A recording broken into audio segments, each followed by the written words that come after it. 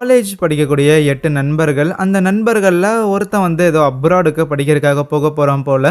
ஆகையால் நண்பனை சில வருஷம் மீட் பண்ண முடியாதுன்னு சொல்லிட்டு கடைசியா மெமரிஸ் மேக் பண்ற விதமா அவங்க எல்லாரும் காட்டுக்கு நடுவுல இருக்கிற ஒரு வீட்டுக்கு போய் ஜாலியா ஃபன் பண்ணிட்டு வரலான்னு இவங்க எல்லாம் போயிருப்பானுங்க. இவனுங்க 8 பேர் போயிருப்பானுங்க. ஆனா அப்படி போன இடத்துல சில மர்மமான விஷயங்கள் நடக்க ஆரம்பிக்குது. அந்த மர்மமான விஷயங்கள் இந்த 8 நண்பர்களை தாண்டி 9ஆவதா ஒருத்தன் இருப்பானோ அப்படிங்கிற ஒரு கேள்வியை எழுப்புது. ஜாலியா வந்து ஃபன் பண்ணிட்டு போகலான்னு வந்த நண்பர்கள் எப்படியாவது அவங்களோட உயிரை காப்பாத்திக்கணுங்கிற ஒரு சூழ்நிலைக்கு தள்ளப்படுறாங்க. அதுக்கப்புறம் என்ன நடந்துச்சு, யார் யார் இங்க இருந்து தப்பிச்சாங்க, பிளஸ் இதெல்லாம் பின்னாடி யார் இருக்கிறா அப்படிங்கிற சொல்ற கதை தான் 2023ல ரிலீஸ் ஆன டெட் ஃப்ரெண்ட் ஃபார் எவர். இதோட ஆரம்பத்தில் ஒரு 8 பசங்க ஜாலியாக ஒரு பிக்கப் ட்ரக் எடுத்துக்கிட்டு காட்டுக்குள்ளே வெக்கேஷன் என்ஜாய் பண்ணுறதுக்காக வந்துக்கிட்டு இருப்பானுங்க. நல்ல ஒரு அடர்ந்த காடாக இருக்கும். இப்படிப்பட்ட ஒரு வைபை பார்த்தோன்னே அப்படியே பேய் கதைகள்லாம் ஆட்டோமேட்டிக்காக அவனுங்க வாயிலிருந்து வர ஆரம்பிக்குது. ஆக்சுவலி இந்த குரூப்பில் ஒரு பணக்கார பையன் ஒருத்தர் இருப்பான். அந்த ஒரு பையனோட அப்பாவோட வில்லாக்கு தான் அவனுங்க போகிறானுங்க. டிரைவருமே பசங்களை கொண்டு வந்து ட்ராப் பண்ணதுக்கப்புறம், என்னப்பா நாளைக்கு ஈவினிங் தானே கிளம்புறீங்க, சரி நீங்களே எங்கேயாவது முன்னாடியே கிளம்பி வரணும் அப்படின்லாம் ட்ரை பண்ணாதீங்க, நானே ஆளுங்களெல்லாம் அனுப்புகிறேன் என்ன சரியான்னு பேசிட்டு அந்த டிரைவர் அங்கிள் அங்கிருந்து போயிடுவார். அந்த டிரைவர் அண்ணாக்கிட்ட ஒரு பையன் பேசிகிட்டு இருந்திருப்பான்ல, அவன் தான் அந்த பணக்கார பையன். அவனை நம்ம பணக்கார பையனே வச்சுக்கலாம். வந்தோடனே சரக்கு தம்முன்னு சொல்லி எல்லாரும் ஜாலியாக என்ஜாய் பண்ணிட்டு இருக்கும்போது அதில் ஜின் அப்படின்னு ஒரு பையன் இருப்பான். அவன் தான் நம்ம கதையோட ஹீரோ தான் ஆக்சுவலி அப்ராடு போகிறதா இருக்கும். அதனால அவனுக்காக தான் இதை செலிப்ரேட் பண்ணுறதுக்காக வந்திருக்காங்களா, என்னடா நாங்களாம் குடிச்சுக்கிட்டு இருக்கிறோம், நீ குடிக்காம இருந்தா எப்படின்னு சொல்லி சும்மா இருக்கிற ஹீரோட வாயிலையுமே சரக்கு ஊத்தி விட்டுறானுங்க. அதுக்கப்புறம் இப்படியே சரக்கு ஊத்தி மட்டையாக கூடாது, வேற ஏதாவது பண்ணலான்னு சொல்லிட்டு படம் பார்க்கலாமாங்கிற மாதிரி டிவி ஆன் பண்றாங்க. அந்த டிவியை ஆன் பண்ணுறதுக்காக ஒரு பையன் நின்றுக்கிட்டு இருக்கிறான்ல, அவன் நம்ம ஹீரோவோட எக்ஸ் பாய் ஃப்ரெண்டாக இருக்கும். அவனை நம்ம பார்க்குன்னு வச்சுக்கலாம். டிவியை ஆன் பண்ணோடனே மொக்க ஏதோ ஒரு ஷோ போய்கிட்டு இருக்குமா, என்ன எலவுடா இது மாற்றுங்கடா அப்படின்னு பசங்க எல்லாரும் கத்திக்கிட்டு இருப்பானுங்க. சரின்னா அந்த பார்க்கும் பக்கத்தில் இருக்கிற ஒரு சீடியை எடுத்து போடலான்னு இருந்தா உடனே அதை பார்த்து அந்த பணக்கார பையன், ஹே இல்ல அது வேண்டாம் அப்படின்னு லைட்டா பதட்டமாவானா, ஏமாமே இப்படி ரியாக்ட் பண்ற சீன் படமா வச்சிருந்திருக்குன்னு சொல்லி அதை பிளே பண்ண ஆரம்பிக்கிறானுங்க. ஆனா அதை போட்டு விடும்போது அந்த பணக்கார பையன் அவன் பக்கத்துல இருக்கிற 3 பேரு ஹீரோன்னு சொல்லி எல்லாருமே ஒரு மாதிரி பதட்டமா இருப்பானுங்களா. அப்படி என்னடா இருக்குன்னு பார்த்தா பெருசா எதுவும் இருக்காது. இப்ப யார் யாரெல்லாம் பதட்டமா இருந்தானுங்களோ அவனுங்க எல்லாரும் ஏதோ ஷார்ட் பிலிம் ஒன்று நடிச்ச மாதிரி இருக்கும். அதுல முக்கியமா ஹீரோ தான் லீட் ரோலே பிளே பண்ணியிருந்திருப்பான். இதப்படா எங்களுக்கு தெரியாம ஷூட் பண்ணீங்கன்னு கேட்டதுக்கு, இல்ல இது வந்து நாங்க ஸ்கூல் ஒரு 11th கிரேடு படிக்கும்போது இதை நாங்க ஷூட் பண்ணோம் ஒரு காம்படிஷனுக்காக. ஆனா நீங்க 3 பேரெல்லாம் 12th கிரேட்ல தானே ஸ்கூலுக்கு வந்தீங்க, அதனால உங்களுக்கு தெரியாதுங்கிற மாதிரி சொல்லுவாங்களா. அப்ப அந்த வீடியோல ஏதோ ஒரு மாஸ்க் போட்ட நபரை எல்லா பசங்களையும் துரத்துற மாதிரி இருக்கும். அந்த மாஸ்க் போட்ட நபர் அவனோட ஃபேஸை காட்டும் போது கரெக்டா ஒரு பையன் போயிட்டு அங்க டிவியை ஆஃப் பண்ணி விட்டுறானா. அந்த பையன் இப்படி பண்ணதை மற்றவங்க எல்லாம் ரொம்ப ஆச்சரியமா பார்க்கல அப்படின்னாலுமே ஸ்டில் ஆமா அந்த மாஸ்க் போட்ட பையன் யாரு, அவனை நாங்க பார்த்து இல்லையேன்னு கேட்டா, இல்ல நாங்க தான் ஏற்கனவே சொன்னோம்ல 11வது படிக்கும் போது தான் இந்த ஒரு ஷார்ட் பிலிமை நாங்க எடுத்தோம், அதுக்கப்புறம் அடுத்த வருஷமே அவன் வேற ஸ்கூல் போயிட்டான், வேற ஊரே போயிட்டான்னு நினைக்கிறேன், நாங்க அதுக்கப்புறம் அவனை பார்த்ததே இல்லைங்கிற மாதிரி ஒரு மாதிரி பதட்டமா பேசுவானுங்க. ஆனா இப்ப அந்த பார்க்குங்கிற பையன் வேணும்னா நம்ம ஏன் இந்த ஒரு ஷார்ட் பிலிமை திருப்பி ரீக்ரியேட் பண்ணக்கூடாதுன்னு கேட்பான். இதுக்கிட்ட இந்த தேவையில்லாத வேலைன்னு சொல்லி பசங்க எல்லாருமே முதல்ல வேண்டாங்கிற மாதிரி தான் இருப்பாங்களா. இருப்பினும் கமான் கைஸ் சும்மா ஒரு ஃபன்னுக்கு தானே ட்ரை பண்ணி பார்க்கலாம் அப்படின்னு சொல்லிட்டே இருக்க சரின்னு ஒத்துக்க செய்யறாங்க. இந்த பார்க்குங்கிற பையன் டைரக்ஷன் தான் படிச்சுட்டு இருக்கிறான். ஸோ அதனால தான் இதை ரீக்ரியேட் பண்ணலாம் அப்படின்னு ஒரு ஆர்வம் காமிச்சிருப்பானா. அதுக்கப்புறம் வெளியில வந்துட்டு அந்த சீனையுமே ஷூட் பண்ணிக்கிட்டு இருக்கும்போது அப்போ திடீர்னு அந்த ஃப்ரெண்ட்ஸ் குரூப்ல ஒரு நெட்டைய ஒரு பையன் இருப்பான். அவனை நம்ம ஜேன்னு வச்சுக்கலாம். அந்த ஜேங்கிற பையன் திடீர்னு அந்த ஷார்ட் பிலிம் நடந்துட்டு இருக்கும்போது ஊடாயில பூந்து போதையில அவன் பாட்டுக்கு உள்ள பூந்து சண்டை போட ஆரம்பிச்சிருவானா. அவ்வளவுதான், ஷூட்டிங் மொத்தமும் முடிஞ்சிருச்சு. எல்லாருக்கும் மூட் ஸ்பாயில் ஆன காரணத்தால அங்கிருந்து போயிடுறானுங்க. அப்போ அந்த பணக்கார பையன் இருக்கிறான்ல, அவன் தான் கையில கேமரா வச்சுக்கிட்டு இருப்பானா. சும்மா ஃபுட்டேஜஸ் எல்லாம் செக் பண்ணிட்டு இருக்கும்போது அப்போ அங்க காட்டுக்குள்ள ஏதோ ஒன்று இருக்கிற மாதிரி தெரிய அப்படியே பயத்தில் அங்கிருந்து போயிடுறான், திரும்பி கூட பார்க்காம. அதுக்கப்புறம் ஹாலில் வந்துட்டு சில பசங்களை ஏதோ ஒரு கேம் மாதிரி ஆடிக்கிட்டு இருப்பாங்களா. அதுவே அந்த ஜேங்கிற பையன் சண்டை போட்டு இருந்திருப்பான்ல, அவன் பால்கனியில் நின்றுகிட்டு இருக்கும்போது அவனுக்கு ஒரு பாய் ஃப்ரெண்ட் ஒருத்தர் இருப்பான் ஒயிட் அப்படின்னு. அந்த ஷார்ட் ஃபிலிமை இவங்க இப்போ ரீக்ரியேட் பண்ணும்போது ஹீரோவும் ஒயிட்டும் தான் அதில் ஒரு கேரக்டர் நடிச்சிருந்திருப்பாங்களா. அப்போ ஹீரோ அந்த ஒயிட்டை தொடர்றது விஷயம் இந்த ஜேக்கு பிடிச்சிருந்திருக்காது. அதனால தான் ஜே உள்ள போந்து அந்த ஷார்ட் ஃபிலிமை கெடுத்து இருந்திருப்பான். ஸோ இப்போ கூட என்னடா இந்த அளவுக்கு ஓவர் பொசசிவா இருக்கிற இருக்கிறேன்னு சொல்லிட்டு ஸோ அவங்க 2 பேருக்குள்ள ஒரு கெமிஸ்ட்ரி போயிட்டு இருக்கு. இதே நேரத்தில் அந்த பணக்கார பையன் இருக்கிறான்ல, ஸோ அவன் சும்மா வீட்டுக்குள்ள சுத்திட்டு இருக்கும்போது அப்போ வெளியில யாரோ போற மாதிரி தெரிஞ்சிருக்குமா. என்னடா இது, இங்க வந்ததுல இருந்து இந்த கருப்பு உருவத்தை 2 தடவை பார்த்துட்டு நீ யாரா இருக்கும், யாராவது எங்கேயும் வந்து ஒளிஞ்சிருந்திருக்காங்களான்னு இவனும் யார் அதுன்னு கத்திக்கிட்டே போயிருக்கும் போது அங்க தரையில நிறைய ரத்தம் இருக்கிறத கவனிக்கிறான். அது இவங்க வீட்டுல ஹீரோவும் அந்த பார்க்குங்கிற பையனும் எதர்ச்சியா மீட் பண்ணிக்கிறாங்களா. ஆனா இதுக்கு முன்னாடி இவங்க 2 பேரும் ரிலேஷன்ஷிப்ல இருந்திருக்கானுங்க. இப்போ இல்லைனாலுமே இந்த ரிலேஷன்ஷிப்பை விட்டுட்டு போனதுக்கான காரணம் வந்து நம்ம ஹீரோ தான். இப்போ கூட பார்க் வந்து ஆக்சுவலி நீ ஊனு சொல்லு, திருப்பி பேட்ச் அப் பண்ணிக்கலாம் அப்படிங்கிற ஒரு மைண்ட் செட்ல தான் இருப்பான். ஆனா ஹீரோ ஒரு பெரிய டயலமால இருப்பான் போல. இப்படி இவங்க கான்வர்சேஷன் ஹீட்டடா இருக்க அப்போ சடனா நம்ம ஹீரோவுக்கு மட்டும் ஏதோ வித்தியாசமான சத்தங்கள் கேட்க ஆரம்பிக்குது. அந்த சத்தங்கள் பார்க்குக்கு கேட்கல. இந்த டைம்ல அந்த பணக்கார பையன் வெளியில யாரோ இருக்கிறாங்கன்னு தேடி போயிருந்திருப்பான்ல. அப்ப திடீர்னு அங்க ஒரு கருப்பு உருவம் வந்திருக்கும். அதை பார்த்தோன்னே ஆர்த்தி என்னடா அதுன்னு அலறி அடிச்சு ஓடி வந்தவன் ஏதோ ஒரு மரக்கட்டையில போய் சொருகிக்கிறான். வீட்டுக்குள்ள இருக்கிற ஃப்ரெண்ட்ஸ் எல்லாருமே ஹால்ல ஒன்னு சேரும் போது இந்த பணக்கார பையனை மட்டும் காணோங்கிற விஷயத்த அப்பதான் நோட்டீஸ் பண்றானுங்க. ஆமா, ரொம்ப நேரமா அவனை ஆளா காணோமேனு மொபைல் யூஸ் பண்ணலான்னு பார்த்தா காட்டுக்குள்ள சிக்னல் இருக்காது. அதனால சிசிடிவில செக் பண்ணி பாக்குறாங்க. அப்போ வீட்டை விட்டு அந்த பணக்கார பையன் வெளியில போறத கவனிக்கிறாங்க. என்னடா இது, நைட் நேரத்துல இவங்க தனியா போறான்னு இருக்கிற எல்லாரும் அந்த பையனை தேடி வந்துகிட்டு இருப்பாங்க. ஒரு இடத்துல அந்த பணக்கார பையனை கண்டுபிடிக்கவும் செய்யறாங்க. அவனுக்கு பயங்கரமா வயிறுல குத்தி ரத்தம்லாம் போயிட்டு இருக்கு. எப்படியாவது உதவிக்கு ஆளுங்களை கூட்டிட்டு வந்தாகணும்னு ஒரு சோடா புட்டி பையன் ஒருத்தர் இருப்பான். அவன் மெடிக்கல் ஸ்டூடெண்டா இருப்பானா, அவனை மட்டும் அங்கேயே விட்டுட்டு ஜேன்னு சொல்லி நெட்டையா ஒரு பையன் இருப்பான்ல, அவனும் இன்னொரு பையனும் உதவிக்காக ஆளுங்களை கூட்டிட்டு வரலான்ட்டு அங்க கராஜ்ல நிக்கிற ஒரு ஸ்கூட்டர் ஒன்று எடுத்துட்டு அங்க இருந்து கிளம்புறானுங்க. பேரலா சும்மா இருக்க வேண்டான்னு இந்த ஜேவோட பாய் ஃப்ரெண்ட் அந்த ஒயிட்னு ஒரு பையன் இருப்பான்ல, அவனும் இன்னொருத்தனும் அங்க வீட்டில் இருக்கிற லேண்ட்லைன் மூலமா கால் பண்ணலான்னு பார்த்தா வேலைக்கு ஆகல. ஸோ வேற ஏதாவது கம்யூனிகேஷனுக்கு இருக்குமான்னு பார்க்கும்போது ஒரு வாக்கி டாக்கி ஒன்று இருக்கு. ஸோ அதை யூஸ் பண்றானுங்களா. இந்த நேரத்தில் ஹீரோவும் பார்க்கும் அந்த பணக்காரனோட வயிற்றுல ஒரு கட்டை தானே எரிந்திருக்கும். அந்த கட்டையை அப்படியே உருவுனா கண்டிப்பா அதிக ரத்தங்கிறது போகும். ஆகையால் அந்த கட்டையை மரத்துல இருந்து அறுத்து எடுக்கிறதுக்காக ஏதாவது கிடைக்குமான்னு தேடி பார்த்தா அவங்களுக்கு ஒரு ரொம்ப ஒன்று கிடைச்சிருந்திருக்கும். ஆகையால் அதை எடுத்து கொண்டு போயிட்டு முதல்ல அந்த மரக்கட்டையை அறுத்து அந்த மரக்கட்டையோட சேர்ந்து அவனை கொண்டு வந்து வீட்டில் வச்சிருந்திருப்பாங்க.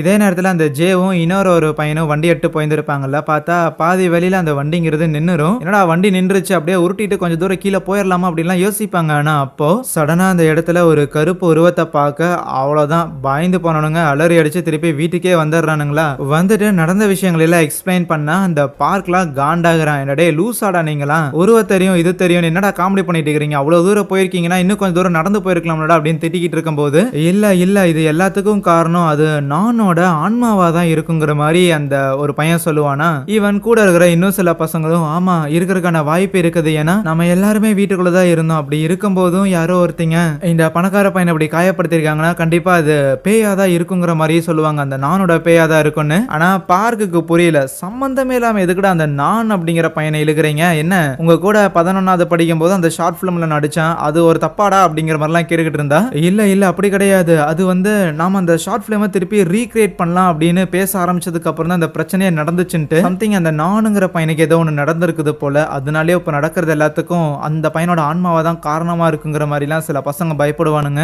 ஒருவேளை நாம அந்த ஷார்ட் பிலிமை ரீக்ரியேட் பண்றதுக்காக ஷூட் பண்ணோம்ல, அப்போ மேபி அந்த நானோட ஆன்மா அதுல இருந்திருக்குமோன்னு செக் பண்ணி பார்த்தா அங்க புதருக்கு பின்னாடி ஏதோ ஒரு நபர் இருக்கிற மாதிரி தெரியுதா. யாரா அப்படின்னு நல்லா ஜூம் பண்ணி பார்த்தா அது இவனுங்கள ஏதோ ஒரு பையனா தான் இருக்கும். ஸோ இந்த வீடியோல எந்த ஒரு பேயும் இல்லதான், அப்படின்னா பேயும் இருக்காதுன்னு நினைக்கிறேன். நீங்க எல்லாரும் சும்மா எதையோ ஒன்று பார்த்துட்டு வளர்றீங்க போலன்னு பேசிட்டு இருக்கும் போதே காயப்பட்டிருந்திருக்க அந்த பணக்கார பையன் மாஸ்க் அப்படின்னா அந்த ஒரே ஒரு வார்த்தையை மட்டும் சொல்லுவான். அதை கேட்டோடனே அங்க இருக்கிற சில பசங்களாம் கன்ஃபார்மே பண்ணிட்டாங்க, ரைட்டு அந்த ஒரு ஷார்ட் பிலிம்ல மாஸ்க் போட்டு நடிச்சது நான் தான், அவன் இப்போ உயிரோட இருக்க வாய்ப்பு இல்லை. ஸோ கண்டிப்பா அவன் நம்ம எல்லாரையுமே கொலை பண்ண பார்க்க போறான். ஒருவேளை இது ஏதோ ஒரு சாபமா இருக்குமோ, ஏன்னா இவங்க அந்த ஷார்ட் பிலிமோட கதை எழுதியிருந்திருப்பாங்கல்ல, அந்த கதையில அந்த கில்லரா அந்த மாஸ்க் போட்டு வர நபர் தான் அந்த நான்ங்கிற அந்த ஒரு பையன். அந்த கில்லர் இதே மாதிரி ஒரு மேன்ஷனுக்கு தங்க வந்த பசங்க எல்லாரையுமே சாகடிக்கிறது தான் அந்த கதை. ஒருவேளை அந்த கதை ஒரு சாபமா மாதிரி நம்ம எல்லாரையுமே கொலை பண்றதுக்காக அவன் வருவானோ அப்படின்னு பயப்படும் போது இந்த பயம் எல்லாம் ஒரு பக்கம் இருக்கட்டியா, நம்மளோட ஃப்ரெண்டை எப்படியா காப்பாத்துறது, அவன் ரத்த வெள்ளத்துல இருக்கிறான்,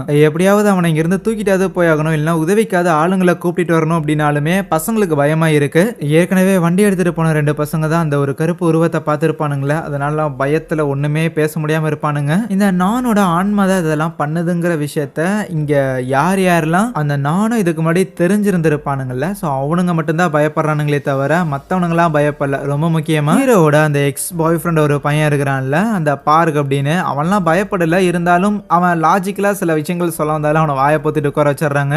இப்போதைக்கு ஒருங்கிணைந்து எல்லாரும் ஒன்றா சேர்ந்து எடுக்கிற ஒரே ஒரு முடிவு, நாளைக்கு நம்மளை கூட்டிகிட்டு போகிறதுக்கு ஆளுங்க வருவாங்க, அது வரைக்கும் இங்கேயே சேஃபாக இருக்கிறது தான் அப்படின்னு முடிவெடுப்பாங்க. கட் பண்ணால் அடுத்த நாள் காலையில் இந்த குரூப்பில் டாப் அப்படின்னு ஒரு பையன் இருப்பான். அவன் ரெஸ்ட் ரூமில் ஃபேஸ் வாஷ் பண்ணிட்டு இருக்கும்போது திடீர்னு அங்கே இருக்கிற லைட்ஸ்லாம் ஃப்ளிக்கர் ஆகுது.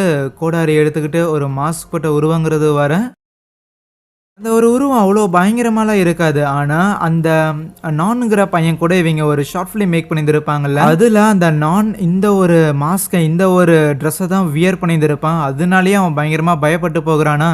இதே நேரத்தில் இந்த பார்க்குங்கிற பையன் ஒருத்தர் இருப்பான்ல, அவனுமே தூங்கிக்கிட்டு இருக்கிற நம்ம ஹீரோவை எழுப்பி விடுறானா. ஹீரோ கூடயே தான் அந்த ஒயிட்டுங்கிற பையனும் இன்னொரு சோஃபால படுத்து வந்துருப்பான். ஸோ அவனும் எந்திரிச்சிட்டு நேற்று நைட்டு பேய் இருக்குதுங்கிற மாதிரிலாம் அந்த உயரமா இருந்த ஒரு பையன் ஜேங்கிற பையன் சொல்லியிருந்திருப்பான்ல, அந்த ஜேங்கிற பையன் இந்த ஒயிட்டோட பாய் ஃப்ரெண்ட் தானே. அதனால பார்க்கு கிட்ட ஒயிட் ஜேக்காக மன்னிப்பு கேட்டுக்கிட்டு இருப்பான். இந்த மாதிரி ஜே இப்படி பேய் பிசாசன்லாம் பேசுவான்னு எனக்கு தெரியாது, ஆனா நேற்று அதை ஒரு விஷயமா சொல்லிட்டு ஆர்கியூ பண்ணிட்டு இருந்தான்ல, அதுக்காக ப்ளீஸ் எனக்காக அவனை மன்னிச்சிடுங்கிற மாதிரிலாம் அவன் மன்னிப்பு கேட்டுக்கிட்டு இருக்கேன். அப்போ திடீர்னு அந்த ஜேங்கிற பையன் கத்துறான். என்னடானே இவங்கள போய் பார்த்தா ரெஸ்ட் ரூம்குள்ள போன அந்த டாப்புங்கிற பையன் வெளியில வரலன்னு சொல்லி போட்டு கதவை எப்படியோ தட்டி நீக்கிட்டு போயிடுறாங்க. உள்ள அந்த பையன் அப்படியே பயங்கரமா பேய பார்த்த மாதிரி பயந்துட்டு கொண்டு வந்திருப்பானா. அதுக்கப்புறம் அவனை தனியா கூப்பிட்டு வச்சு என்ன ஏதுடா என்ன நடந்துச்சு ஏன் அப்படி பயந்துட்டு இருக்கிறேன்னா விசாரிச்சா, மச்சி உனக்கு ஞாபகம் இருக்கா அந்த ஷார்ட் பிலிமை நம்ம ஷூட் பண்ற டைம்ல அந்த ஒரு ரெஸ்ட் ரூம்குள்ள வச்சுதான் அந்த கிளைமேக்ஸ் சீனை எடுக்கலான்னு இருந்தோம். அதுக்குள்ளதான் அந்த கில்லர் வந்து கடைசி ஆளையும் கொலை பண்ற மாதிரி நம்ம எழுதி இருந்தோம். ஆனா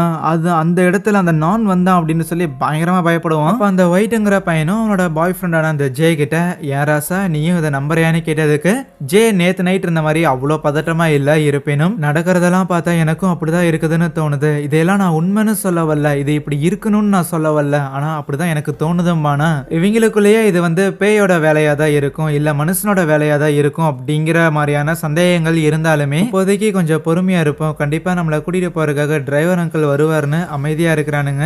அதுக்கப்புறம் இந்த ஒயிட்டுங்கிற பையனை குளிச்சு முடிச்சுட்டு ஏதோ கிரீம் எல்லாம் தடவிட்டு இருக்கும் போது அப்ப திடீர்னு அவனோட கழுத்துல ஒரு மாதிரி கொப்பளம் வந்த மாதிரி இருக்கு. சடனா கண்ணாடியோட ரிஃப்ளெக்ஷன்ல ஏதோ ஒரு உருவம் இருக்கிற மாதிரி அவன் பார்த்துறான். ஆனா திரும்பி பார்த்தா அங்க எதுவுமே இல்ல. பிளஸ்ல அவன் கழுத்துல இருந்த அந்த கொப்பளங்கள் அதையுமே காணும். எப்படி இருக்கு அந்த நானுங்கிற பையனை யார் யாருக்கெல்லாம் தெரியுமோ அந்த 4 பேர் மொத்தமா 5 பேருக்கு தெரியும். ஒருத்தன் வந்து அந்த பணக்கார பையன் அடிபட்டு இருந்திருக்கான். மிச்சம் இருக்கிற அந்த 4 பேர் என்ன டாப் ஹீரோ அந்த சோடா புட்டி ஜேன்னு சொல்லி இவங்க 4 பேரும் கண்டிப்பா இது வந்து அந்த நான் இறந்து போன அந்த சாபத்தால தான் ஆரம்பிக்குதுன்னு சொல்லக்குள்ள அதுக்கு ஹீரோ என்னன்னா, நானும் வந்ததுல இருந்து பார்த்துட்டே இருக்கிறேன், அந்த நானோட பேச்சை எடுத்ததுல இருந்தே நீ நான் செத்து போயிட்டான் அப்படிங்கிற மாதிரியே பேசுறேன், நான் சாகல, நான் வந்து காணாம தான் போயிட்டான், காணாம போன ஒருத்தன் செத்து போயிட்டான் அப்படின்னு எப்படா முடிவெடுத்தான்னு கேட்டதுக்கு அதுக்கு அந்த ஜேங்கிற பையனும் நீ சொல்றது கரெக்ட் தான், அவன் காணாம போயிட்டான் தான், ஆனா ஏன் திருப்பி வரலன்னா என்ன அர்த்தம், அவன் கண்டிப்பா இறந்துருப்பாங்கிறான். இவனுங்க பேசிட்டு இருக்கிற மாதிரியே அந்த நானை பத்தி தெரியாம இருக்கிற நம்ம ஒயிட் பார்க் அதுக்கப்புறம் பீட்டர் அப்படின்னு இன்னொரு பையன் இருப்பான். ஸோ இவங்க 3 பேரை டிஸ்கஸ் பண்ணுவானுங்க. இவங்க 3 பேருக்கு இது ஒரு சாபம் பேய் பிசாசு இதுல எல்லாம் நம்பிக்கையே இல்லை. எவனோ ஒருத்தர் இருக்கிறான், ஏதோ ஒரு திருடனோ இல்லை எவனோ ஒருத்தன் இங்கே உள்ள இருக்கிறான், அவனை நம்ம பிடிக்கணும். ரொம்ப முக்கியமா இந்த நானுங்கிற இந்த ஒரு பையனை பார்த்து ரொம்பவுமே பயப்படுறானுங்க. இதுக்கு பின்னாடி இருக்கிற மர்மத்தையும் கண்டுபிடிச்சாகணும். ஏன்னா நான் வந்து இதுக்கு முன்னாடி அவங்களுக்குலாம் ஒரு பெஸ்ட் ஃப்ரெண்டாக தான் இருந்திருக்கான். அப்படிங்கும் போது எதுக்கு ஒரு பெஸ்ட் ஃப்ரெண்டை பார்த்து இவனுங்க பயப்படணும். ஸோ என்னமோ ஒன்று இருக்கு, அது என்னன்னு இவங்க 3 பேருக்கிட்டையும் அவனுங்க சொல்ல மாட்டேங்கிறானுங்க. ஆனால் என்னமோ ஒன்று இருக்கு, கண்டுபிடிக்கிறான்னு அந்த பீட்டருங்கிற பையன் இந்த சோடா புட்டி இருக்கிறான்ல அவங்ககிட்ட பேசுறதுக்காக வருவானா. ஸோ இப்போ இந்த சோடா புட்டின்னு சொல்லி மற்ற எல்லாருமே இந்த ஷார்ட் ஃபிலிமை ஷூட் பண்ண ஆரம்பிச்சதுக்கு அப்புறம் தான் இந்த சாபங்கிறது ஆரம்பிச்சது. அதனால இது வரைக்கும் ஷூட் பண்ண அந்த ஃபுட்டேஜஸ் எல்லாத்தையுமே நாம எரிச்சிடலாம் அப்படிங்கிற ஒரு முடிவில் அந்த ஹார்ட் டிஸ்கை தேடிக்கிட்டு இருப்பானுங்க. அப்பதான் பீட்டர் வந்து மீட் பண்ணியிருப்பான். அந்த சோடா புட்டிஸ் பயங்கரமான பயந்தாங்கொலியா இருப்பான். அதனால பீட்டர் சும்மா வந்துட்டு பேசும்போதே இந்த மாதிரி நாங்க இப்படி ஒரு ஹார்ட் டிஸ்க்கு தான் தேடிட்டு இருக்கிறோங்கிற மேட்டரை சொல்லிடுறான். அப்போ கரெக்டா அங்க வந்து ஹீரோ டே சோடா புட்டி நீ மெடிக்கல் தானே படிச்சிருந்திருக்க, அந்த பணக்கார பையனை அனாமத்தா விட்டா எப்படி போய் அவனை பாடுறான்னு சொன்னா அந்த சோடா புட்டிக்கு காண்டாயிருது. செகண்ட் இயர் தாண்டா படிக்கிறேன், ஒன்னு என்ன டாக்டர் மாதிரி ட்ரீட் பண்ண வேணாம் அப்படிங்கிற மாதிரி கோச்சிட்டு போவான். ஜேவும் டாப்பும் அதே மாதிரி ஹார்ட் டிஸ்க் தான் தேடிட்டு இருக்கும்போது அந்த பீட்டரும் அவங்க கிட்ட வந்துட்டு என்னப்பா ஹார்ட் டிஸ்கை தேடுறீங்களா, அப்பதான் அந்த சோடா புட்டி சொன்னா நானும் தேடிட்டான்னு சொல்லிட்டு அவனும் சும்மா அந்த ரூம்ல தேடிட்டு இருப்பானா. அப்போ அந்த டாப்புங்கிற பையன் இருக்கிற ஒரு குரூப் போட்டோ எடுத்து பார்த்துட்டு போச்சு போ, அடுத்தது கண்டிப்பா அவன் என்னதான் போட்டு தள்ள போறான்னு பயப்பட்டான். உடனே ஜே டாப்பை வெளியில கூட்டிட்டு வந்துட்டு என்னடா லூஸ் மாதிரி உளறிட்டு இருக்கிற, எப்படியே பயத்துல ஏதோ ஒன்று உளறிக்கிட்டு என்ன பண்ணணுங்கிற விஷயத்துக்கு இது வெளியில சொன்னனு வையன் அப்படின்னு பயங்கரமா மிரட்டுறான். அமைதியாயிரு, எதுவும் ஆகாது, பார்த்துக்கலான்னு. ஸோ டெஃபினட்டாக அந்த நானுங்கிற பையனை இவனுங்க ஏதோ பண்ணியிருந்துருக்கானுங்க. அதே மாதிரி தான் அந்த பீட்டருங்கிற பையனுக்கும் இவனுங்க பேசுறதெல்லாம் லைட்டாக காதில் விழுந்துருக்கும். என்னவா இருக்கும், என்னத்தை பற்றி பேசுகிறானுங்க அப்படின்னு அவன் லைட்டாக எட்டி எட்டி பார்த்துக்கிட்டு இருப்பானா. இதே நேரத்தில் ஹாலில் பார்க்கு ஹீரோ அந்த ஒயிட்டுன்னு இவனுங்க 3 பேரும் பேசிக்கிட்டு இருக்கும்போது சரின்னு நேற்று ஒயிட் வந்து ஒரு வாக்கி டாக்கி எடுத்து வந்திருப்பான்ல, அது பெருசாக சிக்னல் கிடைச்சிருந்திருக்காது, அது ஒர்க் ஆயிருக்கும்னா சிக்னல் கிடைச்சிருந்திருக்காது. அதனால கண்டிப்பாக அந்த வாக்கி டாக்கியோட ஆண்டனாவை எக்ஸ்டெண்ட் பண்ணுறதுக்கு வேற ஏதாவது ஒரு ஸ்பேர் இருக்கும்னு அதை தேடுறதுக்காக போயிருந்திருப்பானா அந்த ஒயிட். ஆனா அப்படி தேட போனோனுமே ஒரு ஸ்பேர் ஒன்று கண்டுபிடிச்சிடுறான். அதை எடுத்து யூஸ் பண்ணும்போது ஒர்க் ஆகுற மாதிரியும் தெரியுது, வேற ஏதோ ஒரு சேனல் கூட கனெக்ட் ஆகுற மாதிரி இருக்கு. ஆனா இவன் பேசுற எதுக்குமே ஆப்போசிட் சைட்ல இருந்து ரிப்ளை வராம இருக்க, அப்போ அங்க ஒரு ரத்த கிளறியா இருக்கிற கத்தி ஒன்று பாக்குறான். உடனே அதை எடுத்து கொண்டு வந்துட்டு ஹாலில் உட்காந்துருக்க பசங்க எல்லாரும் டிஸ்கஸ் பண்ணிட்டு இருப்பாங்க. ரைட் அப்படின்னா இது பேயெல்லாம் கிடையாது, யாரோ ஒருத்தர் தான் பண்ணியிருந்திருக்காங்க. ஆனா அப்படி கத்தியை பயன்படுத்தின நபர் ஏன் எவிடன்ஸ் இதே இடத்துல விட்டுட்டு போகணும்னு யோசிச்சுட்டு உண்மையாலுமே இவனை கத்தியால குத்திருக்காங்களான்னு அந்த பணக்காரனோட கைகள்ல அங்கங்க கத்தி கீரல்கள்லாம் இருக்கும். அதையெல்லாம் வச்சு பார்க்கும்போது எஸ், இந்த ஒரு கத்தி வச்சு கிழிச்ச மாதிரி தான் தெரியுது. இதை அவனுங்க பேசிக்கிட்டு இருக்கும் போதே அந்த பீட்டருங்கிற பையன் இருக்கிறான்ல, அவன் வந்துட்டு கைஸ் இந்த மாதிரி ஒரு ஹார்ட் டிஸ்க் ஒன்று தேடிட்டு இருக்கிறோம், முதல்ல வந்து எல்லாரும் ஒன்னா சேர்ந்து உதவி பண்ணுங்க, தனியா தேடினாலாம் கிடைக்காதுன்னு சொல்லிட்டு இருக்கிற எல்லாருமே ஒன்னா சேர்ந்து ஹார்ட் டிஸ்கை தேட ஆரம்பிக்கிறானுங்க. அந்த ஜேங்கிற பையனும் அந்த டாப்புங்கிற பையனும் கண்டிப்பா இது ஏதோ ஒரு சாபத்தால தான் இருக்கணும் ரொம்ப ஸ்ட்ராங்கா நம்பினானுங்கல்ல. அந்த சாபத்தை போக்குறதுக்காக அந்த ஹார்ட் டிஸ்கை அழிக்கணும்னு நினைக்கிறானுங்க. ஆனா அந்த ஹார்ட் டிஸ்க்ல ஏதோ ஒரு விஷயம் இருக்குன்னு தான் இப்போ இவங்க தேடிட்டு இருக்கிறாங்களா. அந்த ஹார்ட் டிஸ்கோட பவுச்சையும் நம்ம ஹீரோ கண்டுபிடிச்சிடறான். ஆனா நீக்கி பார்த்தா உள்ள ஹார்ட் டிஸ்க் இல்ல. ஏன்னா ஏற்கனவே அந்த டாப் அண்ட் ஜேங்கிற அந்த 2 பசங்க அதை எடுத்துட்டு போயிட்டு அதை அடிச்சு உடைக்கலான்னு இருந்தா கரெக்டா உள்ள போந்து எப்படியோ அந்த ஒரு ஹார்ட் டிஸ்கை வாங்கிக்கிறானுங்களா. ஆனா அந்த டாப் வந்து கதறுவான், ப்ளீஸ் அதை வந்து எக்காரனை கொண்டு பாத்துறாதீங்கன்னு. இல்ல நான் அப்படிதான்டா பாப்பேன் அப்படின்னு அந்த பீட்டருங்கிற பையன் சொல்ல பார்த்தா அந்த ஜே சண்டைக்கு வர மாதிரி இருக்குமா. ஆகையால் எல்லாரையும் சமாதானப்படுத்துற விதத்துல அந்த ஒயிட்டுங்கிற பையன் தான் சரி சரி எதையும் யாரும் பார்க்கல, ஒன்ஸ் நாம எல்லாரும் இங்க இருந்து போனதுக்கு அப்புறம் இதுல என்ன இருக்குதுன்னு பாத்துக்கலாம், இன்னும் கொஞ்ச நேரத்துல எப்படியும் டிரைவர் அங்கிள் வருவாரு, நம்ம கிளம்பிடலாங்கிற மாதிரி இருப்பாங்க. அதுக்கப்புறம் வந்துட்டு கொஞ்ச நேரம் அப்படியே ஹாலில் பொறுமையா உட்காந்துட்டு இருக்கும் போது வெளியில ஏதோ ஒரு ஸ்கூட்டர் சத்தம் கேட்குமா. ரைட்டு, டிரைவர் அங்கிள் தான் வந்திருக்காங்கன்னு முதல்ல டாப்பும் ஜேவும் தான் வெளியில வருவாங்க. ஆனா அவங்க கரெக்டா வரும்போது அந்த டிரைவர் அங்கிள் ஸ்கூட்டில வந்துகிட்டு இருக்கும் போது கரெக்டா அந்த இடத்துல ரொம்ப ஷார்ப்பான ஏதோ ஒரு த்ரெட் மாதிரி ஒன்று இருந்திருக்கு. அது அவரோட தலையை துண்டாக்குது. அவ்வளவுதான், கண்ணு முன்னாடியே ஒருத்தர் அப்படி தலை துண்டாகி இறக்குறத பார்த்தோன்னே வீட்டுல இங்க நண்பர்கள்லாம் இருக்கிறாங்கிறதே மறந்தாச்சு. தூக்குடா வண்டியை தூக்குடா, முதல்ல இங்கிருந்து எஸ்கேப் ஆகும் அப்படின்னு உயிரை காப்பாத்திக்கணுங்கிறங்காட்டி வேகமா அங்கிருந்து போயிட்டு இருப்பானுங்க. அவனுங்க போன ஃபியூ செகண்ட்ஸ்ல உள்ள இருந்து மத்தவனுங்களும் வருவானுங்களா. ஸோ அவனுங்களுமே இப்படி இந்த டிரைவர் அங்கிள் தலையில்லாம இருக்கிறத பார்த்துட்டு ஒண்ணுமே புரியாம இருந்தா சரி, முதல்ல இவர் எதுல வந்தாரு, பிளஸ் டாப்பும் ஜேவும் முன்னாடி வந்தானுங்களே அவனுங்க எங்க காணோம்னு ஒரே பயமாயிருது. பயத்துல எப்படியாவது எஸ்கேப் ஆயிரணும்னு மலை வழியா கீழே ஒரு ஒத்தையடி பாதை மாதிரி இருக்கும், அதுல வண்டியை விட்டு இறங்கி வந்துகிட்டு இருப்பானுங்க. ஆனா அந்த வழியா வரும்போதுமே அந்த கருப்பு உருவத்தை அவனுங்க பாத்துறானுங்க. போதாத குறைக்கு ஜேக்கு ஒயிட்டு கிட்ட இருந்து கால் வரும், அவனோட பாய் ஃப்ரெண்டு கிட்ட இருந்து கால் வருமா. அப்புறம் தான் பயத்துல இருந்து வெளியில வந்துட்டு அவனுக்கு கொஞ்சம் மூளையே வேலை செய்யுது. ஆமா, என் பாய் ஃப்ரெண்டை விட்டுட்டு வந்துட்டேன். திருப்பி 2 பேரும் ஸ்கூட்டர்ல வீட்டுக்கு வந்தா எங்கடா போனீங்கன்னு கேட்டதுக்கு இல்ல உதவிக்காக ஆளுங்களை கூட்டிட்டு வர போனோம் அப்படின்னு சொல்லுவானுங்க. ஆனா பசங்களுக்கு புரிஞ்சிருச்சு, இவனுங்க பயத்துல தான் தப்பிச்சு வர்றதுக்காக பாத்துருக்கானுங்க. என்னடா டே, நாங்களாம் நண்பர்கள் மாதிரி உங்க கண்ணுக்கு தெரியலையாடா, அம்போன்னு விட்டு போயிட்டீங்களாடான்னு திட்டுறானுங்க. அந்த டிரைவர் அங்கிள் சாகிறத டாப்பும் இந்த ஜேவும் லைவா பார்த்துருப்பாங்கல்ல. ஸோ டெஃபினட்டா ஒரு ஷார்ப்பான ஒரு த்ரெட், ஷார்ப்பான ஒரு ஒயரை யூஸ் பண்ணி தான் சாகடிச்சிருக்காங்கன்னா கண்டிப்பா இது பேயா இருக்கலாம் வாய்ப்பு இல்லை, எவனோ ஒருத்தன் கொலை பண்றான் அப்படிங்கிற மேட்டர் மட்டும் தெளிவாகுது. இப்போ இந்த டிரைவர் அங்கிள் எவனோ ஒருத்தன் போட்டு தள்ளி இருந்திருக்கான் அப்படின்னா கண்டிப்பா அந்த கில்லருங்கிறவன் இங்கே தான் இருப்பான். வண்டி இங்கே இருக்கிற காரணத்தால வேணும்னா உதவிக்கு ஆளுங்களை கூட்டிட்டு வரலாமா அப்படின்னு அந்த டாப்புங்கிற பையன் சொல்லக்குள்ள பார்க்குக்கு அந்த டாப் மேல சுத்தமா நம்பிக்கையே இல்லை. ஏன்னா அந்த டாப்பும் ஜேவும் இப்போதானே எஸ்கேப் ஆக பார்த்துருப்பானுங்க. ஆகையால ஒன்றும் தேவையில்ல சும்மா இருறான்னு சொல்லிட்டு இருக்கும்போது அதுக்கு அந்த பீட்டருங்கிற பையன் வேணும்னா நானும் டாப்பும் ஒன்னா போயிட்டு வரட்டா அப்படின்னு கேட்பானா. இவனுக்கு அப்படியே பேசிக்கிட்டு இருக்கும்போது சடனா அந்த ஒயிட்டுங்கிற பையன் இருக்கிறான்ல, ஜேவோட பாய் ஃப்ரெண்ட், அவனுக்கு சம்திங் ஏதோ ஒரு சத்தம் கேட்குற மாதிரி இருக்கு. அந்த சத்தங்கிறது அந்த டிரைவர் அங்கிளோட ஸ்கூட்டர் இருந்துச்சுல்ல, ஸோ அதுக்குள்ள ஒரு வாக்கி டாக்கி இருந்திருக்கும், அதுல இருந்தா வந்திருக்குமா. அதை பார்த்தோன்னே பசங்க எல்லாருக்கும் பயங்கர ஹாப்பி. இவனுங்க கிட்ட ஏற்கனவே ஒரு வாக்கி டாக்கிங்கிறது இருக்கு, இப்போ இன்னொன்னு வேற ஒன்று கிடைச்சிருக்குது. ஸோ இதை ரெண்டையும் யூஸ் பண்ணி நம்மளால கம்யூனிகேட் பண்ண முடியும், நம்மளால பிரிஞ்சு போக முடியுமேனு இப்போ வேணும்னா அந்த பீட்டருங்கிற பையனையும் அந்த டாப்புங்கிற பையனையும் வந்து தனியா அனுப்பி விடுறாங்க. ஸோ எங்கேயாவது உதவிக்கு ஆளுங்களை கூட்டிட்டு வாங்கடான்னு. அப்படி அந்த 2 பசங்களும் வண்டியில வந்துட்டு இருக்கும்போது அங்க ரோட்ல ஒரே குண்டும் குழியுமா இருக்குமா. ஆகையால இவனுங்க வண்டியை இறங்கி உருட்டிட்டு வரும்போது பீட்டர் கேட்பான், என்ன சொல்ல போனா கேட்பாங்க வாங்குறதோடவுமே போட்டு வாங்குறதுக்காக முயற்சி பண்ணுவான். அந்த நானு அப்படிங்கிறது உங்களோட ஃப்ரெண்டுன்னு தானே சொல்லிட்டு இருந்தீங்க. அப்படி இருக்கும்போது ஃப்ரெண்டை பார்த்து எதுக்கு நீங்க இந்த அளவுக்கு பயப்படுறீங்க?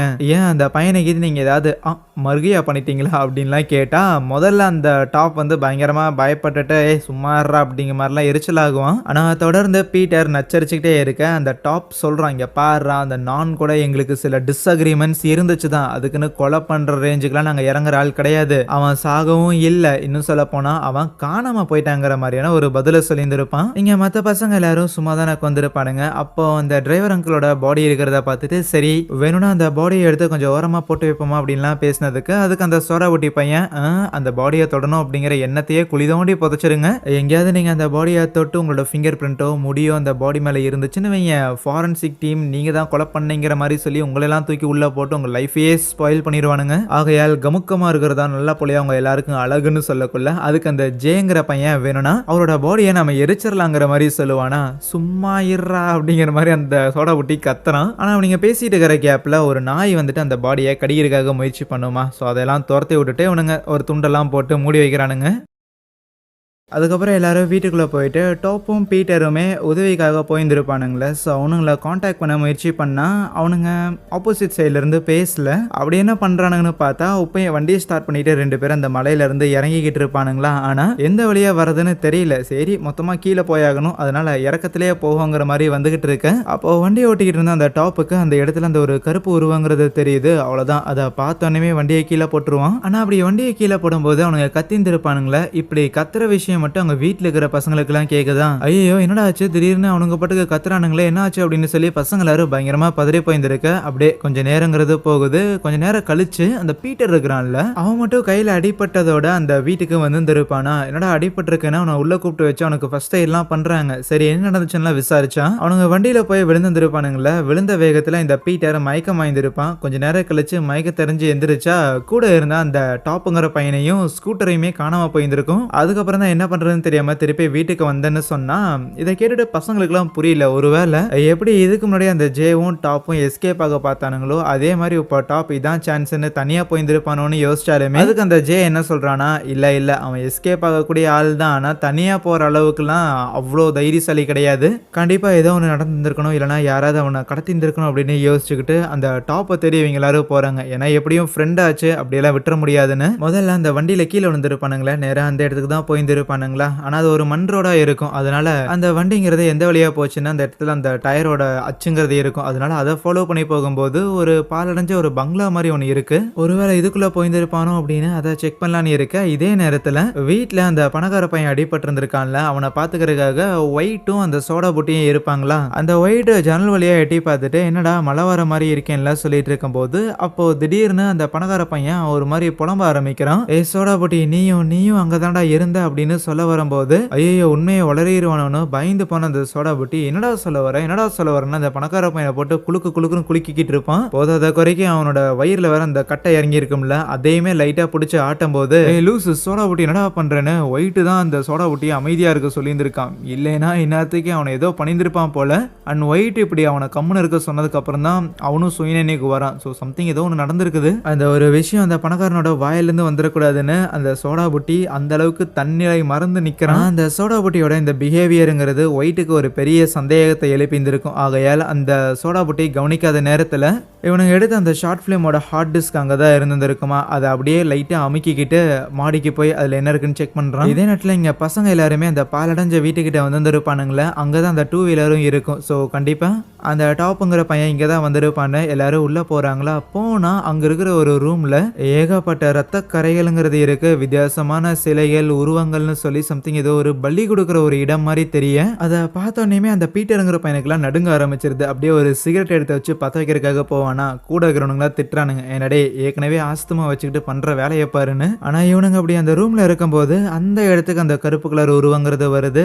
அப்புறம் என்ன, அது ஒரு உருவம் தான், அது ஒரு ஆள் தான் கன்ஃபார்ம் பண்ணி சண்டை போட போட ஆரம்பிக்கிறானுங்க. ஆனா நம்ம பசங்களை விடவுமே அந்த கருப்பு கலர் உருவங்கிறது பயங்கர ஸ்ட்ராங்கா இருக்க பசங்களை போட்டு அடிக்க ஆரம்பிக்குது. ஆகையால் பசங்க எல்லாரும் வெவ்வேறு மூலையில எஸ்கேப் ஆகுறானுங்க. இந்த நேரத்துல அந்த ஒயிட் வந்து அந்த ஹார்ட் டிஸ்க்ல என்ன இருக்குன்னு பார்க்கலான்னு இருந்திருப்பான்ல. ஆனா ஹார்ட் டிஸ்கை பிசியில கனெக்ட் பண்றதுக்கு ஏதாவது கனெக்டர் இருக்குமான்னு தேடி பார்ப்பானா. அப்படி தேடும்போது ஒரு கேஸ்ல கன் இருக்குது. என்னடா இந்த பணக்கார பையன் கன்னெல்லாம் வச்சிருந்திருக்கானேன்னு அந்த கன்னை எதுக்கோ இருக்கட்டும்னு சேஃப்டிக்காக பின்னாடி பேண்ட்ல வச்சுக்கிறானா. அதுக்கப்புறம் அந்த ஹார்ட் டிஸ்க்ல இருக்கிற வீடியோஸுமே அவன் செக் பண்ணும்போது அந்த நான் அப்படிங்கிற அந்த பையனையுமே அவன் பார்க்குறான். ஓ இவன் தான் அந்த பையனான்னு பார்த்துட்டு இருந்தா அப்போ அங்க அந்த சோடா புட்டி வந்து நிக்க அவன் வந்து நின்று கொடுக்குற ஒரு எக்ஸ்பிரஷனை பார்த்தோன்னே இந்த ஒயிட்டுக்கு லைட்டாக கழிஞ்சிரும். அப்படின்னா இன்ட்ரெஸ்டிங்காக வீடியோவை பார்க்குறேன்னு அந்த சோடா புட்டி கிட்ட வரும்போது தெளிவாக ஒயிட் ஆபத்தை அறிஞ்சுக்கிட்டு வீடியோவை மாற்றிடுவான். இல்லைடா சும்மா நம்ம குடிச்சிக்கிட்டு இருந்தோம்ல அந்த வீடியோஸ் தான் பார்த்தேங்கிற மாதிரி சொல்லிட்டு அப்படியே கூடவே கீழே இறங்கி வந்துடுவான். ஆனால் இப்படி இறங்கி வர நேரம்னு பார்த்து அந்த பணக்கார பையன் இருக்கிறான்ல அவனுக்கு ஒரு மாதிரி உடம்பெல்லாம் அப்படியே கை காலெல்லாம் இழுத்துக்க ஆரம்பிக்குதான். அந்த சோடா புட்டிக்கும் என்ன பண்ணுறதுன்னு தெரியல. போய் அதை எடுத்துட்டு வா இதை எடுத்துட்டு வாங்குற மாதிரி நம்ம ஒயிட்டுக்கிட்ட சொல்லுவான். ஆனால் எதரா எடுத்துட்டு வரணும் தெளிவா சொல்றானே கேட்டா அதுதான் அதை எடுத்துட்டு வா அப்படிங்கிற மாதிரி தான் பேசுவானா. என்னதான் சொல்றான் ஒருவேளை பதட்டத்துல வளர்றானோன்னு அந்த ஒயிட்டும் சரி ஏதாவது கிடைக்குமாங்கிற மாதிரி அவனும் என்ன பண்றதே தெரியாம தேட ஆரம்பிக்க அப்போ அந்த ஒயிட் இடுப்புல கன் வச்சிருக்கிறத அந்த சோடா புட்டி பாத்துறான். அதை எடுத்து அப்படியே அந்த ஒயிட் டார்கெட் பண்ணி என்னடா நீ தான் இங்க இருக்கிற எல்லாரையும் கொண்டுகிட்டு இருக்கிறியா இப்ப என்ன கொலை பண்றதுக்காக எல்லாரும் போனதுக்கு அப்புறம் கன் எடுத்துட்டு வந்திருக்கியாடான்னு சொல்லி இவனை கார்னர் பண்ண ஆரம்பிக்கிறான். இங்க காட்டுக்குள்ள அந்த கருப்பு உருவத்தை கூட பீட்டரும் ஜேவும் சண்டை போட்டுக்கிட்டு இருப்பாங்க. ஆனா இப்படி சண்டை போடும்போது பீட்டர் கிட்ட இருந்த வாக்கி டாக்கி கீழே விழுந்திருக்குமா. அதுல நம்ம ஒயிட் வந்து சொல்ற மாதிரி இருக்கும் இந்த சோடா ஊட்டி மேல எனக்கு சந்தேகமா இருக்குதுடா சோ அதனால ப்ளீஸ் எல்லாரும் கொஞ்சம் வேகமா வீட்டுக்கு வாங்கன்னு சொல்லியிருப்பானா. ஆனா இதை கேட்ட உடனேயுமே அந்த மாஸ்க் போட்ட நபர் இவனுங்களை அட்டாக் பண்ணாம வண்டியை எடுத்துட்டு வேகமா அங்க இருந்து கிளம்பி நேரா வீட்டுக்கு போறான். வீட்டுல இருக்கிற அந்த சோடா ஊட்டி தான் கன்னை வச்சு இப்போ ஒயிட்டை மிரட்டிக்கிட்டு இருக்கிறான்ல. ஆனா மிரட்டினவன் இப்போ ஒயிட்டை வேலை வாங்க ஆரம்பிக்கிறான். துணியெல்லாம் தைக்கிறதுக்கான இந்த ஊசி நூல்லாம் இருக்கும்ல அதை எடுத்து அந்த ஒயிட்டையே கோர்க்க சொல்லி அந்த பணக்கார பையனுக்கு அடிப்பட்ட அந்த இடம் இருக்குல்ல அந்த வயிறை வந்து தைக்கிறதுக்காக சொல்றாங்க. ஸோ எப்படியும் உதவிக்காக ஆளுங்க வரப்போறது இல்லை. இப்படியே காயத்தை ஓப்பனா வச்சிருக்கிறதும் சரி இல்லைன்னு நூலை வச்சுதான் அந்த காயத்தை தைக்கிறதுக்காக நம்ம ஒயிட்டு கிட்ட அவன் சொல்லி மிரட்டி ஒயிட்டை பண்ண வச்சுக்கிட்டு இருப்பான். ஆனா ஒன்ஸ் அந்த சோடா புட்டி அங்கிருந்து போனதுக்கு அப்புறம் மறுபடியுமே அந்த ஒயிட் வாக்கி டாக்கி எடுத்துட்டு கைஸ் இந்த சோடா புட்டிட்டு இருந்து என்னை யாராவது காப்பாத்துங்களேன் அப்படின்னு கதறிக்கிட்டு இருக்கிறானா. அந்த கருப்பு உருவத்துக்கிட்ட இருந்து தப்பிக்கிறதுக்காக ஹீரோவும் பார்க்கும் ஒரு சவப்பொட்டிக்குள்ள போய் ஒளிஞ்சிருப்பானுங்களா. ஆனா உள்ள போய் லாக் பண்ண உடனே அதை பூட்டிக்கிச்சு. வேற வழி இல்லாம யாராவது உதவிக்கு வருவாங்களா என்னன்னு ரொம்ப நேரமா காத்திருந்திருப்பாங்க. ஆனா யாரும் வர மாதிரி தெரியல. அப்பதான் எங்களுக்கு ஒரு ஐடியா வருது. ஆக்சுவலி அந்த ஒரு சவப்பொட்டியை வந்து அடுக்கா அடுக்கி வச்சிருந்திருப்பாங்க. ஆகையால் இது மேலதான் இருக்கும். அதனால சைட்ல உருண்டு வந்து அந்த சவப்பொட்டியை தள்ளி தள்ளி அப்படியே கீழே விழுக வச்சு எப்படியோ அதை உடைச்சிட்டு வெளியில வந்துடுறானுங்களா. ஆனா அப்படியே கீழே விழுந்த வேகத்துல ஹீரோவோட கை வந்து லைட்டா டிஸ்லோகேட் ஆன மாதிரி வலிக்க ஆரம்பிக்குது. இதே நேரத்துல அந்த ஜேங்கிற பையனும் பீட்டருங்கிற இன்னொரு பையனும் நேரா வீட்டுக்கு போய்கிட்டு இருப்பாங்க. ஏன்னா அப்படியே தான் அந்த வாக்கி டாக்கியில இந்த சோடா போட்டுக்கிட்டு இருந்து யாராவது என்ன காப்பாத்துங்க இவன் மேல சந்தேகமா இருக்குதுங்கிற மாதிரி ஒயிட் சொல்லியிருந்திருப்பான்ல. அதை கேட்டுட்டு தான் அந்த மாஸ்க் போட்ட நபர் நேரா வண்டி எடுத்துட்டு அங்க இருந்து கிளம்பி இருந்திருப்பான். மேபி இந்த மாஸ்க் போட்ட நபர் அவங்களை ஏதாவது பண்ணிட போறான்னு சொல்லி தான் இப்போ அவனுக்கு 2 பேரும் வந்துகிட்டு இருக்கிறானுங்க. ஆனா வர வழியில பீட்டர் நானை பத்தி அந்த ஜே கிட்ட விசாரிச்சா ஜே வந்து ஒன்ஸ் நானை பத்தி பேச ஆரம்பிச்சோடனே செம்மையா காண்டாகிறானா. ரைட் இவனுங்க கிட்ட கேட்டா கண்டிப்பா நமக்கு எந்த டீட்டெயிலும் கிடைக்காதுன்னு பீட்டருக்கு புரிஞ்சிருச்சு. அதனால அமைதியாயிடுறான். அதுவே அந்த மாஸ்க் போட்ட நபர் நேரா வீட்டுக்கு போயிருந்திருப்பான்ல. வீட்டுக்கு போய் நின்னவன் அவனோட மாஸ்கை கழட்டுறான். யாரான்னு பார்த்தா அது அந்த டாப்புங்கிற பையனா இருக்கும். காணாம போயிருப்பான்ல அவன் தான். ஒயிட்டும் அந்த சோடா புட்டியும் வீட்டுக்குள்ள தானே இருக்கிறாங்க. அப்போ யாரோ காலிங் பெல் அழுத்துற மாதிரி தெரியுமா. வந்து நீக்னா அது அந்த டாப்பா இருக்குமா. ஆனா ஒன்ஸ் கதவை நீக்கினோடனே அந்த டாப் அதே இடத்துல மயங்கி கீழே விழுக என்னடா ஆச்சு மாமி உன்ன தேடி தானே எல்லாரும் போயிருந்தாங்கன்னு சொல்லி அதுக்கப்புறம் அந்த டாப்பை தூக்கி சோஃபால படுக்க வைக்கிறாங்க. இப்போ இவனுக்கு வேற ஃபர்ஸ்ட் எய்ட் பண்ணணும் போய் தண்ணி எடுத்துட்டு வரான்னு அந்த சோடா புட்டி ஒயிட்டை அனுப்பி வைப்பானா. இந்த கேப்ல மயங்கி இருந்திருக்க அந்த டாப் ஒரு மாதிரி வளருவான். நம்ம 3 வருஷத்துக்கு முன்னாடி பண்ணோம்ல அந்த ஒரு தப்பு. ஸோ அதுதான் அதனால தான் இது எல்லாமே நடக்குதுன்னு சொல்லும் போது இதை கேட்டோன்னே அந்த சோடா புட்டி செம்மையா காண்டாயிட்டு விட்டா கண்ணை எடுத்து போட்டு தள்ளிடுவான் போல. நல்ல வேலை ஒயிட் அங்க வந்தாங்காட்டி அவன் எதுவும் பண்ணாம இருக்கிறான். ஆனா உடனே அந்த சோடா புட்டி நம்ம ஒயிட்டை வெளியில கூட்டிட்டு போய் சரி மண்ணு தோண்டுங்கிற மாதிரி சொல்லுவான். என்னன்னா ஏதோ மண்ணை வச்சு சம்திங் ஏதோ ட்ரீட்மெண்ட் மாதிரி கொடுக்க போறான் போல. அதனால மண்ணை தோண்ட சொல்லியிருந்திருப்பானா. வேற வழி இல்லாம ஒயிட்டும் அதை தோண்டிக்கிட்டு இருக்க. இந்த நேரத்துல உள்ள அந்த டாப்பை படுக்க வச்சிருந்தாங்கல்ல. அப்போ திடீர்னு ஏதோ ஃபிக்ஸ் வந்த மாதிரி அந்த டாப்புக்கு அப்படியே கை கால்லாம் ஒரு மாதிரி மாதிரி இழுத்துக்க ஆரம்பிக்குது. அவனோட பாடி எல்லாம் ஒரு மாதிரி வித்தியாசமாயிட்டு அப்படியே அமைதி ஆகுறான். ஆனா அதுக்கப்புறம் கண்ணை ஓபன் பண்ணா ஒரு மாதிரி சிகப்பா இருக்குது. இதே நேரத்துல ஜேவும் பீட்டரும் இந்த மாதிரி ஒயிட் சோடா புட்டி தனியா வீட்டுல இருக்கிறாங்கன்னு சொல்லிட்டு நிறைய வீட்டுக்கு வந்துகிட்டு இருப்பானுங்களே. 2 பேருக்கு ரொம்ப நேரமா நடக்கிற மாதிரி இருக்கும். அதனால வழியில வரும்போது வாக்கி டாக்கில அந்த ஒயிட்டை கான்டாக்ட் பண்ணுவாங்களா.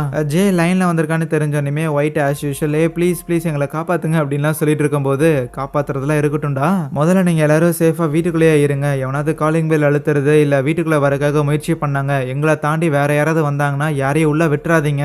ஏன்னா அந்த மாஸ்க் போட்ட கொலகாரன் இப்பதான் உங்களை போட்டு தள்ளுறதுக்காக வீட்டுக்கு வந்திருக்கான்னு சொன்னா, இல்ல அப்படிலாம் யாரும் வரல, வெறும் டாப் மட்டும் தான் இங்க வந்திருக்கான்னு சொன்னோன்னே இவங்க 2 பேருக்கு ஒரே அதிர்ச்சி. எப்படி வந்தா எதுல வந்தான்னு கேட்டா இந்த மாதிரி ஒரு ஸ்கூட்டர்ல வந்தான்னு சொல்லக்குள்ள அவ்வளவுதான். ஸ்கூட்டர்ல ஆக்சுவலி அந்த மாஸ்க் போட்ட நபர் தான் உங்களை தேடி வந்திருந்தான். ஸோ கண்டிப்பா இதெல்லாம் வச்சு பார்க்கும்போது டாப் தான் அந்த கில்லரா இருக்கணும். ஆகையால் அவங்ககிட்ட இருந்து சேஃபா இருங்கிற மாதிரி ஜே வார்ன் பண்ணக்குள்ள, ஆனா ஆல்ரெடி லேட் ஆயிடுச்சு. அங்க டாப் கண் விழிச்சிருப்பான்ல, அப்படியே எந்திரிச்சுக்கிட்டு ஏதோ பேய் பிடிச்ச மாதிரி அந்த இடத்துல ஒரு விகாரமான ஒரு சிரிப்பையும் போட்டு பக்கத்துல இருந்த அந்த பணக்கார பையனோட வயிறுல ஒரு கட்டை ஒன்று இருக்கும்ல, அதை அப்படியே உருவி விட்டுறான். அவ்வளவுதான். இவ்வளவு நேரமா அதை எடுக்காம இருந்ததுக்கு காரணம் ரத்தம் அதிகமா போகும் போதாத குறைக்கு அவன் இப்ப 2 நாளா இதே காயத்தோட இருந்திருக்கான். உடம்புங்கிறது பயங்கர வீக்கா இருக்கும். இப்ப இந்த கட்டையை வேற உருவ கண்டிப்பா அந்த வீக்கான பாடியால அந்த கட்டையை உருவும் போது ஏற்பட்ட வலியை தாங்க முடியல. அதே இடத்துல ரிச் இறந்து போறான். அப்பதான் ஒயிட்டும் அந்த சோடா புட்டியும் உள்ள வருவாங்களா. உள்ள வந்தோடனே அந்த டாப்புங்கிற பையன் கூட சண்டை போட ஆரம்பிக்கிறாங்க.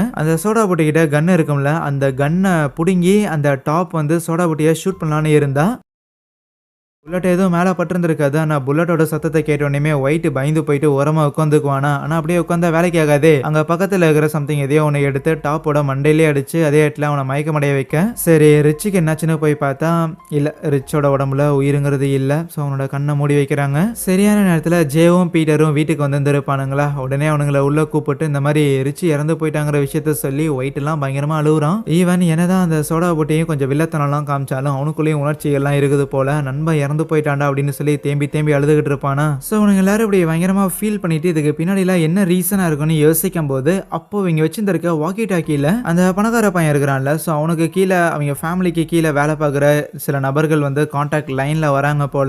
என்ன தம்பிங்களா, ஏற்கனவே 2 நாளுங்கிறது ஆயிருச்சு, அதனால திருப்பி வரீங்களா, உங்களை கூட்டிட்டு வரக்காக வேனை கீதை அனுப்பிட்டா அப்படின்லாம் கேட்டதுக்கு, திருப்பி எந்த ஒரு பதிலும் பேசிடாத அப்படின்னு எல்லாரையும் அந்த சோடா புட்டி பையன் அமைதியா இருக்க சொல்றான்.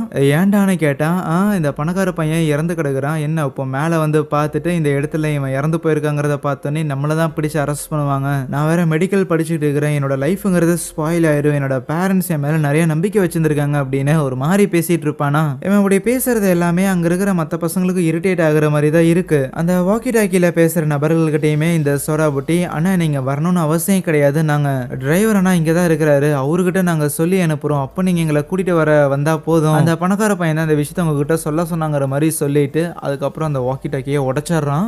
லூசு பையில என்னடா பண்ணிட்டு இருக்கிறான்னு அந்த ஜே அவனை திட்ட ஆரம்பிச்சா, திடீர்னு அந்த சோடா புட்டி என்னடா அந்த ஜேவை பார்த்து, நீ என்னடா பெரிய யோக்கிய மாதிரி என்ன திட்டிட்டு இருக்கிற, நீ என்ன பண்ணுன அப்படிங்கிற விஷயம் எங்களுக்கு தானே தெரியும், 3 வருஷத்துக்கு முன்னாடி என்ன மறந்துட்டியான்னு அந்த சோடா புட்டி ஜேவை கார்னர் பண்ண ஆரம்பிக்கிறான். அப்போ அங்க அவ்வளவு நேரமா மயங்கி கடந்த அந்த டாப் இருக்கிறான்ல அவன் எந்திரிச்சிட்டு, ஆமா அந்த சோடா புட்டி சொல்றது கரெக்டு தான், இந்த ஜே தான் இது எல்லாத்துக்கும் காரணம் அப்படிங்கிற மாதிரி ஜேவை கை காட்டிக்கிட்டு இருக்க, இப்போ அப்படியே கட் பண்ணி ஒரு பிளாஷ்பேக்ங்கிறத காட்டுறாங்க. 3 வருஷத்துக்கு முன்னாடி டாப், சோடா புட்டி, ஹீரோ, அந்த ஜே, பணக்கார பையன்னு சொல்லி இவங்க 5 பேரும் ஸ்கூல்ல 11th கிரேட் படிச்சுக்கிட்டு இருப்பானுங்க. ஸோ அப்போ ஸ்கூல்ல வந்து ஒரு சின்ன ஷார்ட் ஃபிலிம் காம்படிஷன் ஒன்று நடக்கிறதா இருக்குமா. ஆகையால் அதுல பசங்க எல்லாரும் பார்ட்டிசிபேட் பண்ணலாம். ரொம்ப முக்கியமா அந்த பணக்கார பையன் இருக்கிறான்ல, ஸோ அவன் தான் பார்ட்டிசிபேட் பண்ணலாம்டா மச்சான் அப்படின்னு சொல்லி இருக்கிற எல்லாரையும் கன்வின்ஸ் பண்ணிட்டு இருப்பான். ஆனா இந்த விஷயத்துல அந்த ஜேங்கிற பையனுக்கு விருப்பம் இருக்காது. நீங்க பாருங்க நான் கிளம்புறேன் அப்படின்னு பேக் எடுத்துட்டு போக பார்த்தாலும் பின்னாடியே வந்துட்டு, டே மச்சி என்னடா நீ இல்லாம இதெல்லாம் பண்ண முடியுமாடா, ப்ளீஸ்டா எங்களுக்காக வாடா அப்படின்னு சொல்லி அவனை கெஞ்சி கூப்பிட்டு அதுக்கப்புறம் எல்லாருக்கும் வந்து சரி என்ன பண்ணலாம் அப்படின்னு டிஸ்கஸ் பண்றாங்க. ரிச் தானே இந்த ஷார்ட் ஃபிலிம் எடுக்கலாம்னு சொல்லியிருந்தான். அவனோட ஐடியா வந்து பேசிக்கா ஒரு சீரியல் கில்லர் கதை அது பண்ண போறோம் அப்படிங்கிறது தான் மைண்ட்ல இருக்கு. ஆனா ஒரு ஷார்ட் ஃபிலிம் எடுக்கணும் அப்படின்னு ஆர்வம் எவ்வளவுதான் ஆறா ஓடினாலுமே அதை எடுக்கிற அளவுக்கான அந்த நாலேஜுங்கிறது பெருசா பசங்களுக்கு இல்ல. இருப்பினும் அந்த ரிச் வந்து பேசிக்கா ஒரு ஐடியா வச்சிருந்திருப்பான், ஒரு சீரியல் கில்லரோட ஒருத்தன் மேன்ஷன்ல வச்சு பசங்க எல்லாரையும் கொலை பண்றான். ஆனா எதுக்காக கொலை பண்றான் அப்படின்னு ஒரு ஐடியா இருக்காது. ஸோ அதுக்கு என்ன பண்ணலாம், என்ன காரணத்தை கொடுக்கலாம் அப்படின்னு யோசிக்கும் போது, ஆனா அப்போ கிளாஸ்க்குள்ள ஒரு பையன் வந்திருப்பான். அவன் தான் அந்த நானுங்கிற பையன். உள்ள வந்தவன் அவன் ஒரு விதமான ஒரு காரணத்தை ஒன்று சொல்லுவானா, அதை கேட்டோன்னே பசங்களுக்குலாம் பிடிச்சு போயிடும். இந்த ஐடியா நல்லா இருக்கே அப்படின்னு அவனுங்க யோசிப்பானுங்க. ஆனா அதை வாய் விட்டு பாராட்ட வார்த்தை வராது. அதுக்கு பதிலாக அவனுங்க எல்லாரும் கலாய்க்க ஆரம்பிப்பானுங்க. ஏன்னா அந்த நானுங்கிற பையன் கிளாஸோட கிளவுனா இருப்பான் போல. ஸோ அதனால தேவையில்லாம அவன் கான்வர்சேஷனுக்குள்ள வந்ததை வச்சு செஞ்சு விட்டுறானுங்க. செம்மையா கலாய்ச்சி விட்டுறானுங்களா. இருப்பினும் அந்த ரிச்சுக்கு வந்து கொஞ்சம் இன்ட்ரெஸ்டிங்கா இருக்கும். பரவாயில்லையே, நமக்கு தான் எழுத வரல, ஆர்வம் மட்டும்தான் இருக்கு. ஸோ அப்படின்னா அவனை வச்சு ஸ்கிரிப்ட் எழுதிடலாமான்னு நம்ம ஹீரோ இருக்கிறான்ல, ஸோ ஹீரோ கிட்ட தான் சொல்லி அனுப்பி விடுறான். இங்க பாரு, நானும் அந்த நானுங்கிற பையனை சில டைம் கலாய்ச்சிருந்திருக்கேன். அதனால என்கிட்ட அவன் பேச மாட்டான். நீ தான் அது வரைக்கும் கொஞ்சம் ஒழுக்கமா நடந்துருக்க. அதனால அவன்கிட்ட போய் கொஞ்சம் பேசி கன்வின்ஸ் பண்ணி ஸ்கிரிப்ட் ஒன்று வாங்கிட்டு வா பார்க்கலாம்லாம் சொல்லும்போது, சரின்னு ஹீரோவும் போயிட்டு அந்த நான்கிற பையன்கிட்ட இந்த மாதிரி இந்த காம்படிஷன்ல தேவையில்லாம பேர் கொடுத்துட்டோம். இப்போ அதில் வேற நாங்கள் நல்ல ஷார்ட் ஃபிலிம் எடுக்கல அப்படின்னா கண்டிப்பாக ஒரே அசிங்கமாக போயிடும். ஸோ அதனால தயவு செஞ்சு எங்களுக்கு சப்போர்ட் பண்ணு அப்படிங்கிற மாதிரிலாம் கெஞ்சி கேட்க, சரின்னு அதுக்கப்புறம் அந்த நானுங்கிற பையனும் ஸ்கிரிப்ட் எழுதுறதுக்காக ஒத்துக்கிட்டு இருந்திருப்பானா. முதல்ல எல்லா பசங்க கூட ஒன்னா சேர்ந்துட்டு கிளாஸ் ரூம்ல தான் அந்த ஒரு ஸ்கிரிப்ட் டிஸ்கஷனுங்கிறத பண்ணிக்கிட்டு இருப்பானுங்க. ஆனால் அந்த டாப்புங்கிற பையன் இருக்கிறான்ல, அவன் இந்த நானுங்கிற பையனை பயங்கரமா கலாய்ச்சி விட்டு ஓப்பனாகவே வந்து வச்சு செஞ்சு விட்டுக்கிட்டு இருப்பானா. ஸோ சும்மா ரேண்டமாக கலாய்ச்சிக்கிட்டு இருப்பான். ஆனால் அந்த கலாய்க்கிறதுலாம் ஒரு பக்கம் இருந்தாலும், இங்கே பாரு எங்களுக்கு ஸ்கிரிப்ட் எழுத வரலன்னு சொல்லி தான் உன்னை எழுத சொல்லியிருந்திருக்கமே தவிர எங்களையும் சேர்த்துக்கிட்டு எழுதணுங்கிற அவசியம் கிடையாது. அதனால நீ போயிட்டு தனியாக உட்காந்து இந்த ஸ்கிரிப்டை எழுதி முடிச்சுட்டு வா, என்ன சரியா அப்படின்னு அவனை அனுப்பி விட்டுருந்துருப்பாங்க. சரி அன்னைக்கு நைட்டோட முடிச்சு கொடுத்துடலாம் அப்படின்னு ஈவினிங் நைட் ஆகுற வரைக்கும் இருட்டுற வரைக்குமே ஸ்கூலில் தான் அவன் அந்த வேலையெல்லாம் பார்த்துட்டு இருப்பானா. ஹீரோ மட்டும்தான் அவனுக்கு ஏதோ கொஞ்சம் ஆறுதலாக சப்போர்ட்டிவாக இருக்கிறான். வீட்டுக்கு போனதுக்கு அப்புறமும் அந்த நானுங்கிற பையன் அந்த ஸ்கிரிப்ட் எல்லாத்தையும் எழுதிக்கிட்டு இருக்கான். அவன் ஏதோ டேப்லெட்லாம் போட்டுட்டு இருப்பான். ஏதோ உடம்பு சரியில்லை போல. சரி அடுத்த நாள் ஸ்கிரிப்ட் எழுதி முடிச்சுட்டேன் அப்படின்னு கொண்டாந்து கொடுத்தா, இல்லை இதில் சில கரெக்ஷன்லாம் இருக்குதுங்கிற மாதிரி மாற்ற சொல்லுவானுங்களா. ஒரு தடவைலாம் இல்லை, ஏகப்பட்ட தடவை மாற்ற சொல்லியிருந்திருப்பானுங்க. என்னமோ இந்த நானே வாலண்டியராக வந்து என்ன இந்த வேலையில் சேர்த்திக்கிங்க அப்படின்னு கேட்ட மாதிரி அவனை ஒரு மாதிரி கேவலமாக ட்ரீட் பண்ணி ஸ்கிரிப்ட் எழுத வச்சுருந்துருப்பானுங்களா. நானுக்கு ஸ்கூலில் ஃப்ரெண்ட்ஸ் எல்லாம் இருந்ததில்லை போல. ஸோ அதனால அட்லீஸ்ட் இந்த ஒரு குரூப்லையாவது நமக்கு ஐக்கியமாக இருக்கான ஒரு வாய்ப்புங்கிறது அமையும் நினைச்சானோ என்னமோ, அவங்க எல்லாருக்கும் அவங்க சொல்கிற அந்த கரெக்ஷன்ஸ் எல்லாத்தையும் கேட்டு தெரிஞ்சுக்கிட்டு அந்த ஸ்கிரிப்டுங்கிறத எழுதுறான். அப்படி எழுதி முடிச்சுட்டு பசங்க கிட்ட அந்த ஸ்கிரிப்டை எழுதிட்டேன்டா அப்படிங்கிற மேட்டர் வந்து சொல்லும்போது, அப்படியே மச்சான் சூப்பர்ரா அப்படின்ட்டு அவனுங்க பாட்டுக்கு அங்கேருந்து போயிடுவானுங்களா. இவன் இப்படி எழுதி முடிச்சுட்டேங்கிற விஷயத்த சொன்னா, சரி இவனுங்க எங்கேயோ வெளியில் போகிறாங்க, நம்மளையும் கூட கூட்டிகிட்டு போவானுங்க அப்படின்னு இவன் எதிர்பார்த்துருப்பான். இதை நம்மளையும் அவங்க டீமில் சேர்த்திக்குவாங்கன்னு. ஆனால் அப்படி எதுவுமே நடக்கல, அம்போன்னு விட்டுட்டு போயிட்டானுங்க. ஆனால் அவனுங்க போனதுக்கு அப்புறம் ஸ்கூலுக்குள்ளே இருந்து அவங்களோட வாத்தியார் ஒருத்தன் வருவானா. என்னடா நான் இங்கே என்னடா பண்ணுறேன்னு கேட்டபோது, இல்லை சும்மா தான் வீட்டுக்கு கிளம்பலான்னு இருக்கிறேன்னு சொல்லக்குள்ள, சரி வா நான் உன்னை ட்ராப் பண்ணுறேன்னு கூட கூட்டிகிட்டு போகிறாரு.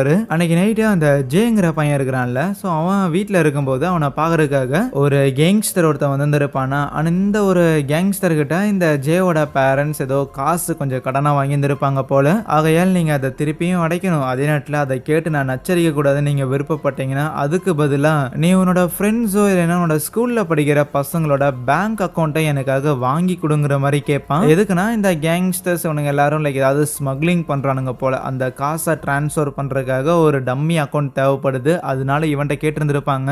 இப்படி ஒரு பிரச்சனை அந்த ஜேவோட லைஃப்ல போய்கிட்டு இருக்கு. அடுத்த நாள் ஸ்கூல்ல இருந்தே அந்த ஷார்ட் ஃபிலிம் எடுக்கிறதுக்கான அந்த அமௌண்ட்டை கொடுப்பாங்க போல. ஆனால் அதுக்கு முன்னாடி யார் யாரெல்லாம் இந்த ஷார்ட் ஃபிலிமில் பங்கேற்கிறாங்களோ, யார் யாரெல்லாம் என்ரோல் பண்ணியிருக்காங்களோ அவங்களோட ஸ்கிரிப்டை ஒரு கமிட்டி வந்து பார்க்குறாங்க.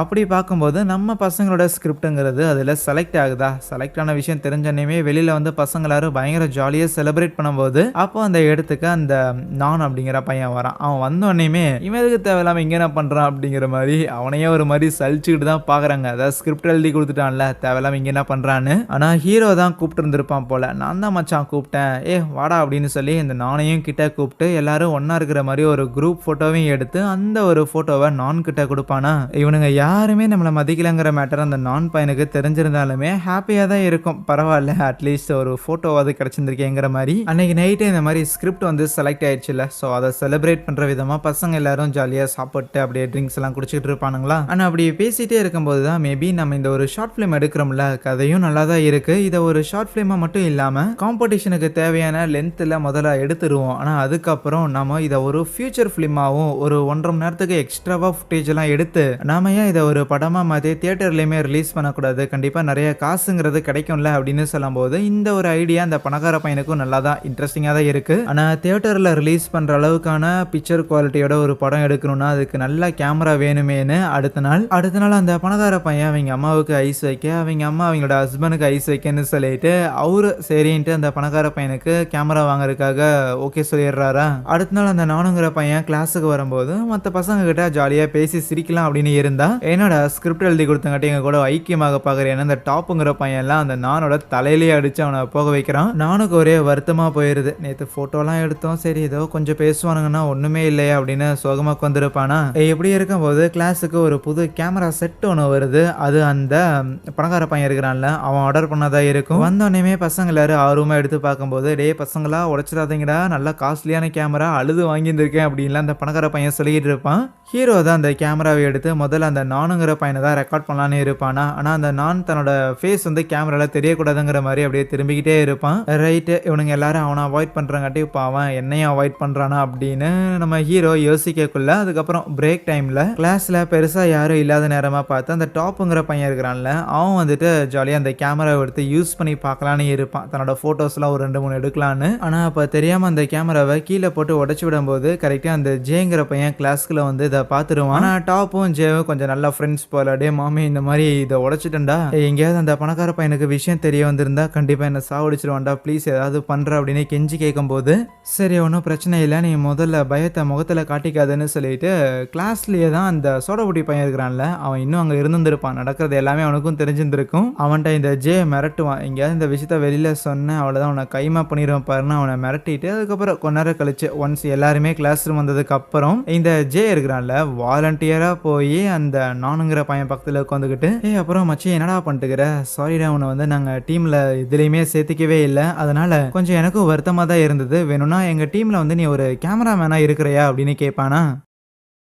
நானுக்கு சேர்த்துக்கிறோம் அப்படின்னு சொன்னோன்னே பயங்கர சந்தோஷம் தான். ஆனால் எனக்கு கேமராவை யூஸ் பண்ண தெரியாதுன்னு கேட்டதுக்கு, கேமராவை யூஸ் பண்ண தெரியாதங்களா ஒரு விஷயமே கிடையாது, கேமரா அங்கே தான் இருக்குது, நீ போய் அதை எடுத்துட்டு வா, நான் உனக்கு யூஸ் பண்ண சொல்லித்தரேன் அப்படின்னு சொல்லக்குள்ள இவன் பேச்சை நம்பி அந்த நானுங்கிற பையனை கேமராவை எடுத்துட்டு வரும்போது அப்போ டாப் கால் தடுக்கி விட்டு அந்த நானை கீழே விழுக வைக்கிறான். கீழே விழுகும் போதும் கேமராவை கீழே விழுகாத மாதிரி தான் அந்த நான் பிடிச்சிருந்திருப்பான். ஆனால் அறிவு இருக்காடா இதுக்கிட்ட அப்போ அதை கீழே போடுற மாதிரி வந்திருக்கேன்னு அந்த பணக்கார பையன் கேமராவை ஆன் பண்ணி பார்த்தா அதை ஏற்கனவே உடஞ்சிருக்கே, ஆகையா அது வேலை செய்யல, நான் தானே இப்போ அதை கீழே போடுற மாதிரி போயிருந்திருக்கான், அதனால இவன் தான் கீழே போட்டிருப்பான்னு சொல்லிட்டு மரியாதையா இந்த கேமராவுக்கான காசுங்கிறத எடுத்து வச்சுட்டு அதுக்கப்புறம் இங்க இருந்து கிளம்புங்கிற மாதிரி அவனை பயங்கரமா பிடிச்சி மிரட்டி விட்டுருவான். அந்த பணக்கார பையன் அவன் ஒரு பணக்கார பையன் தான் இருந்தாலும் அவங்க அப்பாவை காக்கா பிடிச்சி தான் இதையே வாங்கியிருந்திருப்பான். ஸோ அப்படி இருக்கும்போது அதை உடச்சோன்னுமே செம்மையா காண்டாயி வார்த்தைகளை விட்டு இருந்திருப்பானா. அந்த நான் பையனும் சரி வீட்டில் தான் கேட்டு பார்க்கணும்னு சொல்லிட்டு அவங்க அம்மா கிட்ட காசு கேட்கலாம் அப்படின்னு வீட்டுக்கு போயிருந்தா அப்போ அவங்க அம்மா இந்த நானுக்கு ஏதோ சிப்ளிங் ஒருத்தங்க இருப்பாங்க போல, ஸோ அவங்க வேற ஏதோ ஒரு இடத்துல படிச்சுட்டு இருக்கிறாங்க,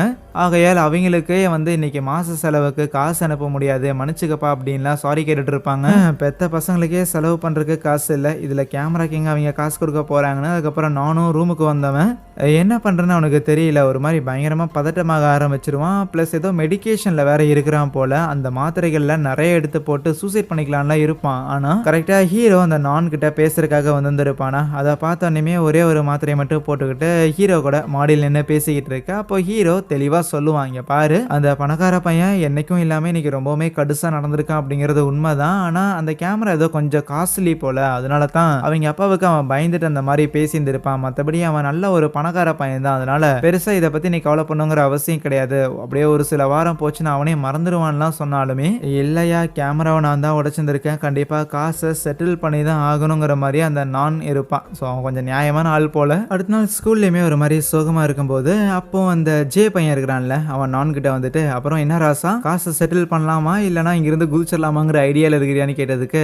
அதெல்லாம் ஒன்றும் இல்லை, கூடிய சீக்கிரம் என்னால் முடிஞ்ச அளவுக்கு கண்டிப்பா நான் அந்த கேமராவுக்கான காசை கொடுத்துருவேன்னு சொன்னா அந்த ஜேக்கு நல்லாவே தெரியும் கண்டிப்பா இந்த நானால கொடுக்க முடியாதுன்னு, அதனாலேயே உன்கிட்ட காசு இல்லைன்னு தெரியும், ஆனா உனக்கு காசு வர வைக்கிறதுக்கு ஒரு வழி அது என்கிட்ட இருக்கு, வேணும்னா உனக்கு நான் அதை சொல்லி கொடுக்கிட்டான்னு. அதுக்கப்புறம் ஜே வந்து நம்ம நானை ஒரு இடத்துக்கு கூட்டிட்டு போவான், அந்த கேங்ஸ்டரோட இடத்துக்கு கூட்டிட்டு போவான். கூட்டிட்டு போய் நான்கான அந்த புது அக்கௌண்ட்ல ஆல்ரெடி ஓப்பன் பண்ணியிருந்திருப்பாங்க போல, நானுக்கு ஒரு மெசேஜ் ஒன்று வரும், ஏகப்பட்ட காசு அவனோட அக்கௌண்ட்ல கிரெடிட் பண்ணப்பட்டிருந்திருக்கும். என்னடா இவ்வளவு காசு வந்திருக்குன்னு நான் ஷாக் ஆகும்போது, ஷாக் ஆகுற இந்த காசுங்கிறது உன் அக்கௌண்ட்டுக்கு ஒருத்தன் போட்டான்ல அதே மாதிரி நீ வேற ஒருத்தனுக்கு போட்டு விடணும். இதை எடுத்து நீ செலவுலாம் பண்ணிட்டு இருக்க கூடாது. ஆனா உன் அக்கௌண்ட்டுக்கு வந்துதான் வேற அக்கௌண்ட்டுக்கு போற காரணத்தால உனக்கு சில கமிஷனும் கிடைக்கும். அந்த கமிஷன்லாம் சேர்த்து வச்சு நீ அந்த கேமராவுக்கான காசுங்கிறத திருப்பி கொடுத்துடலாம். உனக்கு நான் உதவி பண்ணியிருந்திருக்கேன், இந்த உதவிக்காக நீ நன்றியோட இருக்கணும் சரியாங்கிற மாதிரி அவனை மேனிபுலேட் பண்ணி வச்சிருந்திருப்பான். நானுக்கும் தெரியுது இது ஏதோ இல்லீகலான மேட்டர் அப்படிங்கிறதுலாம், இருந்தாலும் என்ன பண்றது, சரி காசு வருதுல்ல அப்படின்னு விட்டுறான்.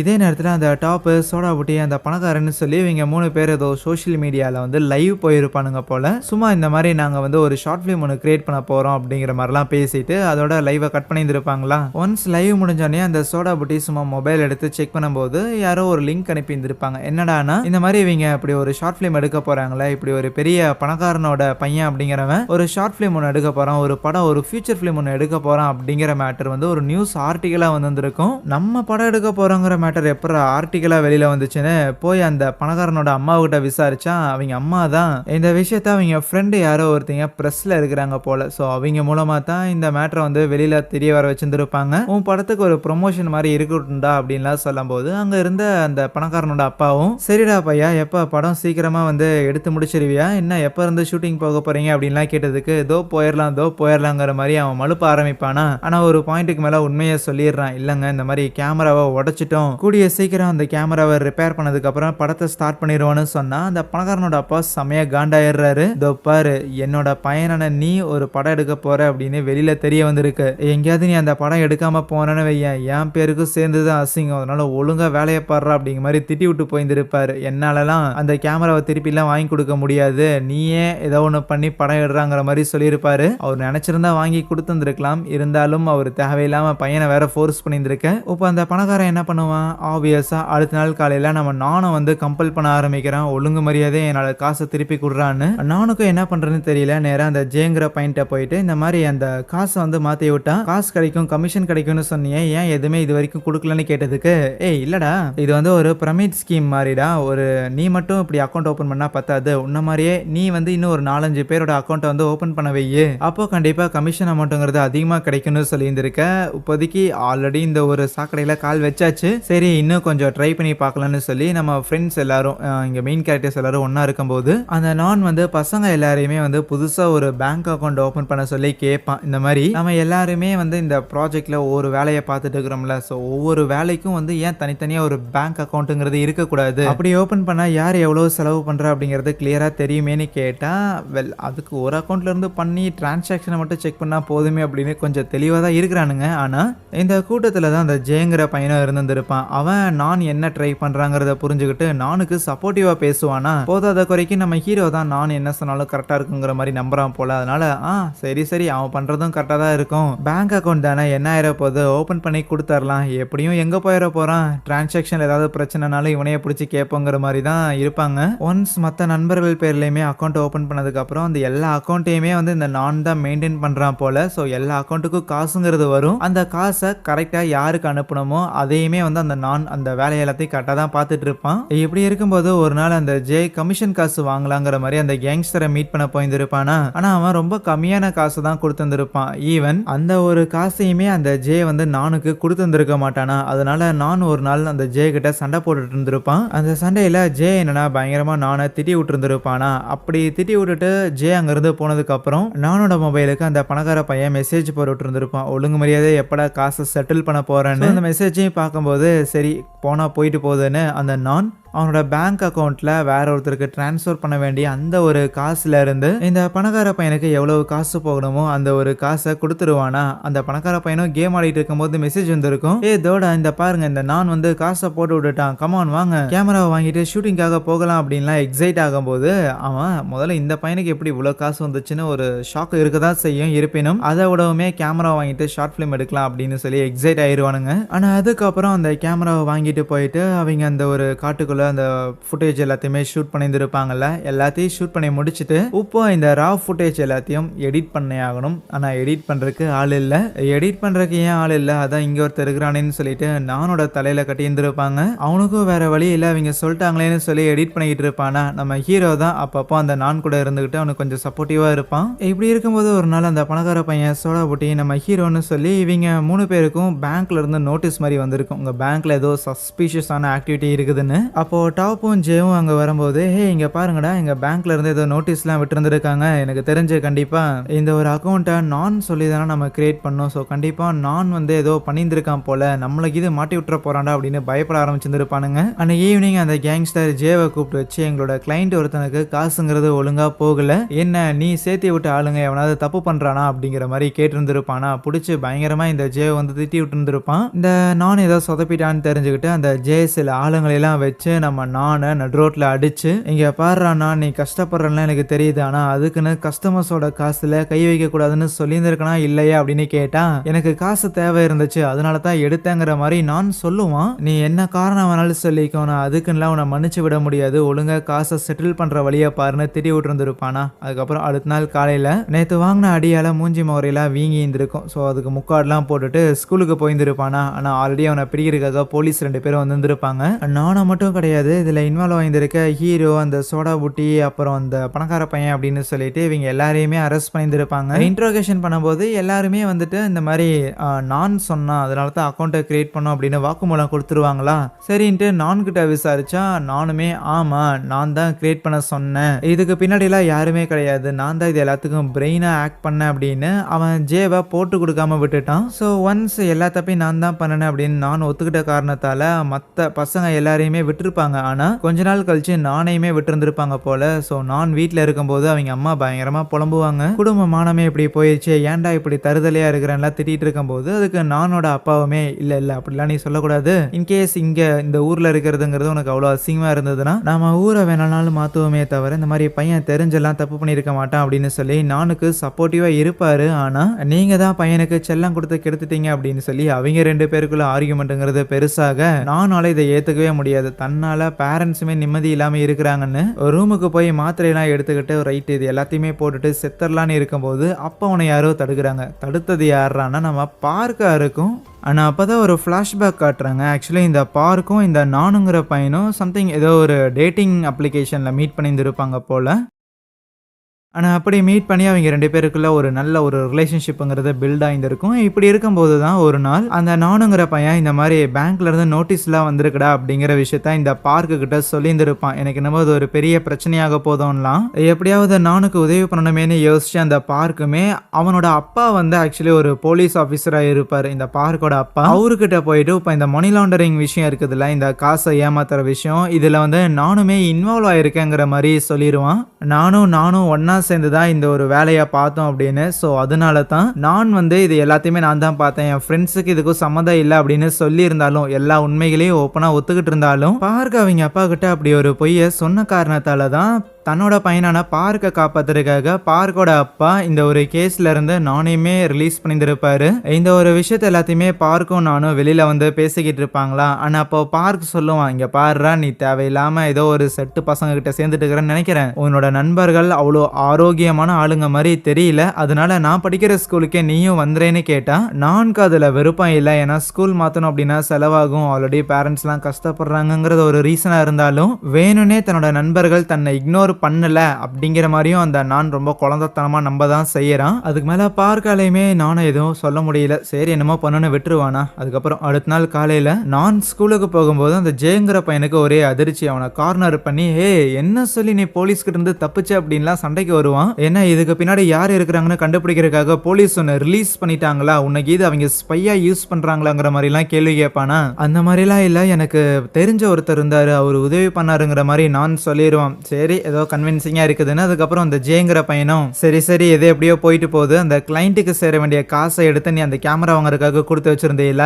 மரியாதையா சீக்கிரம் அந்த ஒரு காசு செட்டில் பண்றதுக்கான வழியை பாரு, அவனுங்க ரொம்ப மோசமான ஆளுங்க, போட்டு தள்ளிடுவானுங்க அப்படின்லாம் மிரட்டுறான். அதுக்கப்புறம் நான் கிளாஸுக்கு போனா கிளாஸ்ல தான் ஆல்ரெடி அந்த பணக்கார பையன் அவனுங்களா இருப்பானுங்களா. ஸோ அந்த பணக்கார பையன் எல்லாம் நான் மேல சம்மாகான்ல இருக்கிறான். நல்லா எப்பேற்பட்ட குடும்பத்தை சேர்ந்த ஒருத்தன் என் பேரண்ட்ஸையே ஸ்டேஷனுக்கு வர வச்சுட்டு இல்லடா அப்படிங்கிற அளவுக்கு காண்டுல இருப்பானா. இப்போதைக்கு இவங்க அந்த ஷார்ட் பிலிம் ஷூட் பண்றதுக்காக வந்து ஒரே ஒரு ஷெட்யூல் மட்டும் தான் எடுத்து வந்திருக்கானுங்க. இப்போ ரெண்டாவதா திருப்பியும் அந்த வீட்ல போய் ஷூட் பண்ண வேண்டிய சில சீன்ஸ் எல்லாம் மிச்சம் இருக்குது. அதனால இந்த நான் தேவை கிடையாது, நம்ம மட்டும் பாத்துக்கலாம் அப்படின்னு முடிவுல இருந்தா அப்போ ஹீரோ தான் இங்க பாரு அந்த நான் மேல எந்த ஒரு தப்பு இல்லங்கிறங்காட்டி தானே போலீஸ் ரிலீஸ் பண்ணியிருக்காங்க. அப்படி இவன் ஏதாவது பெரிய தப்பு பண்ணியிருந்தா போலீஸ் இவனை ரிலீஸ் பண்ணியிருப்பாங்களா? கண்டிப்பா கிடையாது. இது ஏதாவது தெரியாம நடந்திருக்கும். முழு விஷயம் தெரியாம நம்ம ஒரு பையன் அப்படி ஒதுக்குறது சரியில்லை. அதனால இவனும் அந்த ஷார்ட் பிலிமோட ஸ்கிரிப்ட் எல்லாம் எழுதி இருந்திருக்கான்ல, அப்ப கண்டிப்பா இவனுக்கும் அதுல ஒரு ரோல் வந்து இருந்தாகணும்ல அப்படின்னு சொல்லிட்டு மத்த எல்லாரையும் ஃபோர்ஸ் பண்ணி கன்வின்ஸ் பண்ணியிருப்பானா. கிளாஸ் முடிஞ்சதுக்கு அப்புறம் நானே தனியா மீட் பண்ண ஹீரோமே இங்க பாரு அது அவனுங்க வந்து ஸ்டேஷன் போயிட்டு வந்தானுங்களே, ஸோ அந்த ஒரு கான்ல தான் பேசுறானுங்க, அவனுங்க பேசுறதெல்லாம் சீரியஸா எடுத்துக்காதங்கிற மாதிரி எல்லாம் ஆறுதல் பேசியிருப்பான்.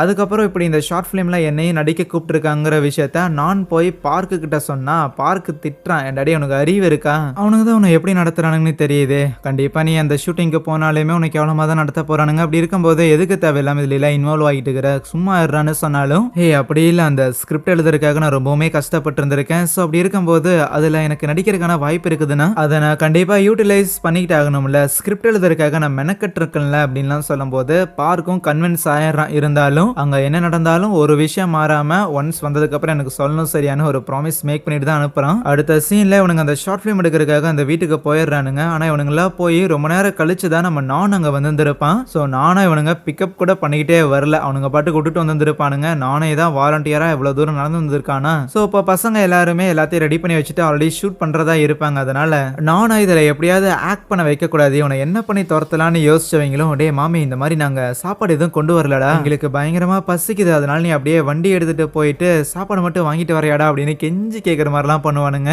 சரி கழுத போய் தொலைதுன்னா அந்த நானும் சாப்பாடு வாங்குறதுக்காக போயிடுவான். ஆனா அது வரைக்கும் பசங்க எல்லாரும் வெயிட் பண்றதா இருக்கும், வெயிட் பண்றதா சொல்லியிருந்திருப்பானுங்க. ஆனா அவன் கிளம்பிட்டான் வாங்க போய் ஷூட் பண்ணலாங்கிற மாதிரி அவனுங்க பாட்டுக்கு ஷூட் பண்ணறதுக்காக போயிடுவானுங்க. ஹீரோ மட்டும் தான் ஏன்டா அவன்கிட்ட ஒன்று சொல்லிட்டு நீங்க ஒன்று பண்றீங்க, இல்ல ஷூட் பண்ண போறீங்கன்னா ஷூட் பண்ண போறீங்கன்னே சொல்லியிருக்க வேண்டியதாண்டா, ஏன்டா இப்படிலாம் பிஹேவ் பண்றீங்கன்னு ஹீரோ மட்டும் தான் கொஞ்சம் அந்த நானுக்கு சப்போர்ட்டா பேசுவான். அப்புறம் கொஞ்ச நேரம் கழிச்சு நானுமே சாப்பாடு வாங்கிட்டு வந்துருவானா. ஆனா வாங்கிட்டு வரும்போது கரெக்டா பசங்க எல்லாருமே ஷூட்டிங்லாம் முடிச்சுட்டு பாடுற ஃபுட்டேஜ்லாம் நல்லா வந்திருக்குலாம் பேசிட்டு வரும்போது இதை கேட்ட நான் எதுக்கு நான் இல்லாம நீங்க பாட்டுக்கு ஷூட் பண்ண ஆரம்பிச்சிங்கன்னா திருப்பி கேட்டா, நீங்க போயிட்டு வர வரைக்கும் நாங்க என்ன உட்காந்து செவுத்த வேடிக்கை பார்த்துட்டு இருக்கணுமா, போட அப்படின்ட்டு சாப்பாடையும் வாங்கிட்டு இவனை கூட சாப்பிட கூப்பிடல, அவனுங்க பாட்டுக்கு வாங்கிட்டு போயிடுறானுங்க. ஆஸ் யூஷுவல் ஹீரோ மட்டும்தான் இல்லடா இவனுங்க இப்படிலாம் பிஹேவ் பண்ண மாட்டானுங்க, ஏன் உங்ககிட்ட மட்டும் இப்படி பண்றானுங்கன்னு தெரியலன்னு மன்னிப்பு கேட்டுக்கிட்டு இருப்பான் அவனுங்க சார்பா. ஆனா அதுக்கப்புறம் கரெக்டா ஒரு ஈவினிங் டைம்ல ஒரு சீன் ஒன்று எடுக்கலான்னு இருப்பானுங்க. இந்த ஒரு சீன்ல நம்ம நானையுமே நடிக்க வைக்கலாங்கிற மாதிரிலாம் அந்த பணக்கார பையன் சொல்லுவான். அந்த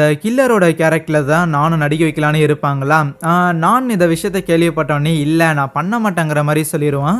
ஏன் அப்படி சொல்றான்னு பார்த்தா ஆக்சுவலி அந்த கில்லரை வந்து இந்த நான் வேற விதமா எழுதியிருந்திருப்பான். ஆனா கதையில சுவாரஸ்ய கூட்டணுங்கிறங்காட்டி அதை வந்து இவனுங்க கொஞ்சம் மாத்திருப்பானுங்க அந்த கில்லரோட ஆட்ரிபியூட்ஸ் எல்லாத்தையும். அதனால எனக்கு பிடிக்கல, நான் அதுல நடிக்க மாட்டேன், நீங்க என்ன வேணா பண்ணுங்க நான் கிளம்புறேங்கிற மாதிரி ஆல்ரெடி அங்கிருந்து பார்த்துருவானா. அப்போ ஹீரோ தான் வம்படியா நானை நிறுத்திட்டு தெய்வமே இங்க பாரு தெய்வமே இப்போதான் கொஞ்சம் இறங்கி வந்து உனக்கு சீனெல்லாம் கொடுக்குறானுங்க, கண்டிப்பா போக போக அப்படியே ரேப்பை வந்து பில்ட் ஆயிரும், அதனால இப்போ ப்ளீஸ் விட்டுட்டு போயிடாத அப்படின்னு கெஞ்சி கேட்க சரின்னு போனா போதுன்னு ஹீரோவுக்காக அவன் அந்த சீனை நடிக்கிறேன் அப்படின்னு ஒத்துக்கிட்டு இருந்திருப்பானா. பேசிக்கா நான் வந்து அந்த வேஷத்தை போட்டுக்கிட்டு வந்து ஒருத்தனை கீழே தள்ளி விட்டு அவனை கொலை பண்றதுக்கு கழுத்தை நெரிக்க வேண்டியதா இருக்கும். ஆனா அப்படி கழுத்தை நெரிக்கும் போது நான் ஆக்சுவலி அந்த பசங்க மேல கான்ல இருப்பான்ல, அந்த கோவத்துல ஆக்சுவலாவே போட்டு கழுத்தை பயங்கரமா நெரிச்சிருந்திருப்பான். கட் பண்றா விட்டா கொண்டுருவான் போலே அப்படின்னு சொல்லிட்டு சீனை வந்து கலைச்சிடுவாங்க. ஆனா நான் அந்த அளவுக்கு ரொம்ப விகோரியஸா பண்ணியிருந்திருப்பான்ல, அது வந்து பயங்கரமா கேமரால கேப்சர் ஆயிருந்திருக்கும். அந்த பணக்கார பையனும் டே நானே உண்மையாலுமே நீ ஒரு சீரியல் கில்லர் கேரக்டர் பண்றதுக்கு பக்கவான ஆள்றாங்கிற மாதிரிலாம் பாராட்டுவான். நானுக்கு ஒரே சந்தோஷமாயிரும், அப்படியா இங்க கேமராவை காட்டு அப்படின்னு கிட்ட வந்தா அதெல்லாம் காட்ட முடியாதுங்கிற மாதிரி பசங்க எல்லாரும் பேசாமலே போயிடுவானுங்க. ஆனா அதுக்கப்புறம் அடுத்த நாள் ஸ்கூல்ல சம்திங் ஏதோ ஒரு எக்ஸாம் எழுதிருப்பானுங்களா, அதுக்கான பேப்பர் எல்லாத்தையும் வாத்தியார் டிஸ்ட்ரிபியூட் பண்ணிட்டு இருக்கும் போது நான் ஆக்சுவலி அவன் வந்து ஃபுல் மார்க் வாங்கியிருந்திருப்பான். இருந்தாலும் பேப்பர்ல தன்னோட நேம் எழுதாம இருந்திருப்பானா. ஆகையால் வாத்தியார் அவனோட ரூமுக்கு கூப்பிட்டு நானுக்கு அட்வைஸ் போட்டுக்கிட்டு இருப்பான். அது மட்டும் இல்லாம நீ எப்பவுமே கரெக்டா பிஹேவ் பண்ணக்கூடிய ஒரு பையன் தானே, இன்னைக்கு ஏன் இந்த அளவுக்கு நேம் கூட எழுதாத மாதிரிலாம் இருக்கிற, ஏன் ஏதாவது விஷயம் மைண்டை வந்து டிஸ்டர்ப் பண்ணுதா அப்படின்னு நோண்டி நோண்டி கேட்பானா. வாத்தியார் இந்த மாதிரியான கேள்விகள்லாம் கேட்கும்போது அதுக்கப்புறம் நானுமே ஒத்துக்கிறான் தனக்கு இப்படி கடன் பிரச்சனைகள்லாம் இருக்குதுன்னு. சரின்னு அந்த வாத்தியார் வேணும்னா அந்த கடன் பிரச்சனைகளை அடைக்கிற விதமா நான் உனக்கு காசு கொடுக்கட்டாங்கிற மாதிரி கேட்பான். ஆனா ஃப்ரீயா கிடையாது, என்னோட ஆசைக்கு நீ இணங்கினா உனக்கு நான் காசு தரேன்னு சொல்லி சொல்லியிருந்திருப்பானா. ஆனா இந்த வாத்தியார் சொல்ற விஷயத்துக்கெல்லாம் நான் வந்து அக்செப்ட் பண்ற மாதிரி இருக்காது. ரேதர் நான் நம்ம பசங்க எல்லாருமே வந்து லைக் ஒரு 16-17 வயசு இருக்கிற பசங்க எல்லாரும் ஸ்கூல் தான் படிச்சுட்டு இருக்கிறாங்க. ஸோ ஆகையால் வாத்தியாருங்கிறவங்க ஒரு அத்தாரிட்டி ஃபிகர். ஸோ அவங்க மேல ஏற்கனவே ஒரு பயங்கிறது இருக்கும். ஸோ அந்த மாதிரியான நபர்கள் லேட் டீன்ஸ்ல இருக்கிற நபர்களை சைக்காலஜிக்கலி சப்ரஸ் பண்ண முடியும். இந்த க்ரூமிங்னு சொல்லுவாங்கல்ல, அதை தான் இந்த வாத்தியார் இங்க பண்ணுவான். அந்த பார்க்குக்கும் நானுக்கும் ஒரு ரிலேஷன்ஷிப் இருந்துச்சுல, ஸோ அது வந்து மியூச்சுவலா 2 பேரும் ஒரே ஏஜ்ல இருக்கிற காரணத்தால வந்தது. ஆனா இந்த வாத்தியார் நான் உனக்கு காசு தரேன், அதனால நீ எனக்கு பண்ணுன்னு சொல்லி அந்த வாத்தியாருங்கிற அந்த அத்தாரிட்டிலையும் நான் உனக்கு காசு கொடுக்குறேன், நீ அதை என்கிட்ட இருந்து வாங்குற ஒரு நிலையில தான் இருக்கிற அப்படின்னு அவனை இன்ஃபீரியரா ஃபீல் பண்ண வச்சு அந்த இடத்துல அவனை அட்வான்டேஜ் எடுத்துக்கிறான். ஆனா ஒன்ஸ் இதெல்லாம் முடிஞ்சதுக்கு அப்புறம் நான் கிளம்பலான்னு இருப்பானா, அப்ப கரெக்டா பார்க் கால் பண்ணுவான். என்னடா வீட்டுக்கு வந்த மாதிரி தெரியல, இன்னும் ஸ்கூல்ல தான் இருக்கிறியா, வேணா வந்து பிக்கப் பண்ணட்டா அப்படின்லாம் கேட்பானா. அப்போ நான் ரிப்ளை பண்றதுக்கு முன்னாடி பின்னாடியில இருந்து அந்த வாத்தியார் என்னடா வேணா கொண்டாந்து வீட்டுல டிராப் பண்ணட்டா அப்படின்னு அந்த வாத்தியார் பேசுறத இந்த பார்க் கேட்டுறான். அந்த வாத்தியாரும் நானும் கீழே இறங்கி ஸ்டெப்ஸ்ல இறங்கி வரும்போது கரெக்டா பார்க் ஸ்கூலுக்கு வந்துருப்பான். பார்க் இருக்கிறத பார்த்தோன்னே நான் வாத்தியாருக்கு ஒரு பாய் பாயா போட்டுட்டு பார்க் கிட்ட பேசுறதுக்காக வந்தா, ஏய் என்ன நடக்குதுங்க, வாத்தியாரு கூட உனக்கு ஏதாவது தொடர்பு இருக்கடா அப்படின்னு பார்க் பயங்கரமா அழுகவே ஆரம்பிச்சிருவானா. இருந்தாலும் நான் தான் அவனை அப்படியே கட்டி பிடிச்சிட்டு இல்ல இல்ல அப்படிலாம் கிடையாது, நீ சும்மா யோசிக்காதங்கிற மாதிரி ஆறுதல் படுத்திட்டு அவனுக்குமே வருத்தமா தான் இருக்கும் இந்த மாதிரி பொய் சொல்றதெல்லாம். இருந்தாலும் அவனை சமாதானப்படுத்தி அங்கிருந்து 2 பேரும் ஜோடியா கிளம்ப இதை நம்ம ஹீரோ பார்த்துட்டு அவனுக்கு ஒரே வருத்தமா போயிடும். ஏன்னா அவனுக்கும் நான் மேல இன்ட்ரெஸ்ட் இருந்திருக்கும் போல. அடுத்த நாள் வாத்தியார்கிட்ட இருந்து வாங்கின காசை ஜே கிட்ட கொடுத்து நான் செட்டில் பண்ணிடுறான். ஆனா ஜேக்கு ஒரே ஆச்சரியம், எப்படா இவனுக்கு இவ்வளவு குறுகிய காலகட்டத்தில் இவ்வளவு அமௌண்ட் கிடைச்சதுன்னு. நான் கிட்டே யார் கொடுத்தாங்கன்னா கேட்டா, இங்க பாரு உனக்கு காசு கொடுக்க வேண்டியதை மட்டும் தானே, காசு கொடுத்தாச்சு கிளம்பு அப்படிங்கிற மாதிரி நான் எதுவும் பேசாம போயிருப்பான். இருப்பினும் சந்தேகமா இருக்கேன்னு இந்த ஜேங்கிற பையன் அந்த டாப்புங்கிற பையன் இருப்பான்ல, அவனுக்கு மெசேஜ் அனுப்பி இந்த நானை ஃபாலோ பண்ண சொல்லியிருந்திருப்பான். அதுக்கப்புறம் அந்த டாப்புங்கிற பையனும் ஒரு 2-3 நாளுக்கு நம்ம நானை ஃபாலோ பண்ணும்போது அந்த மாதிரி வாத்தியார் கூட உனக்கு ரிலேஷன்ஷிப் இருக்குங்கிற மேட்ரு அவன் தெரிஞ்சிருந்திருக்கான். நம்ம ஜே கிட்டையும் சொல்லியிருப்பானா. இப்படி இருக்கும்போது ஒரு நாள் கெஃபிடேரியால வச்சு அந்த பணக்கார பையன் இருக்கிறான்ல, அவன் சும்மா நம்ம நான் சாப்பாடு வாங்கிட்டு வந்திருப்பான், அவனை கீழே தள்ளி விட்டு நக்கல் பண்ணிட்டு இருக்கும் போது ஹீரோவும் அங்கதான் இருப்பானா. சம்மந்தமே இல்லாம இந்த ஜே வந்து அப்படியே நானை தூக்கி விட்டுட்டு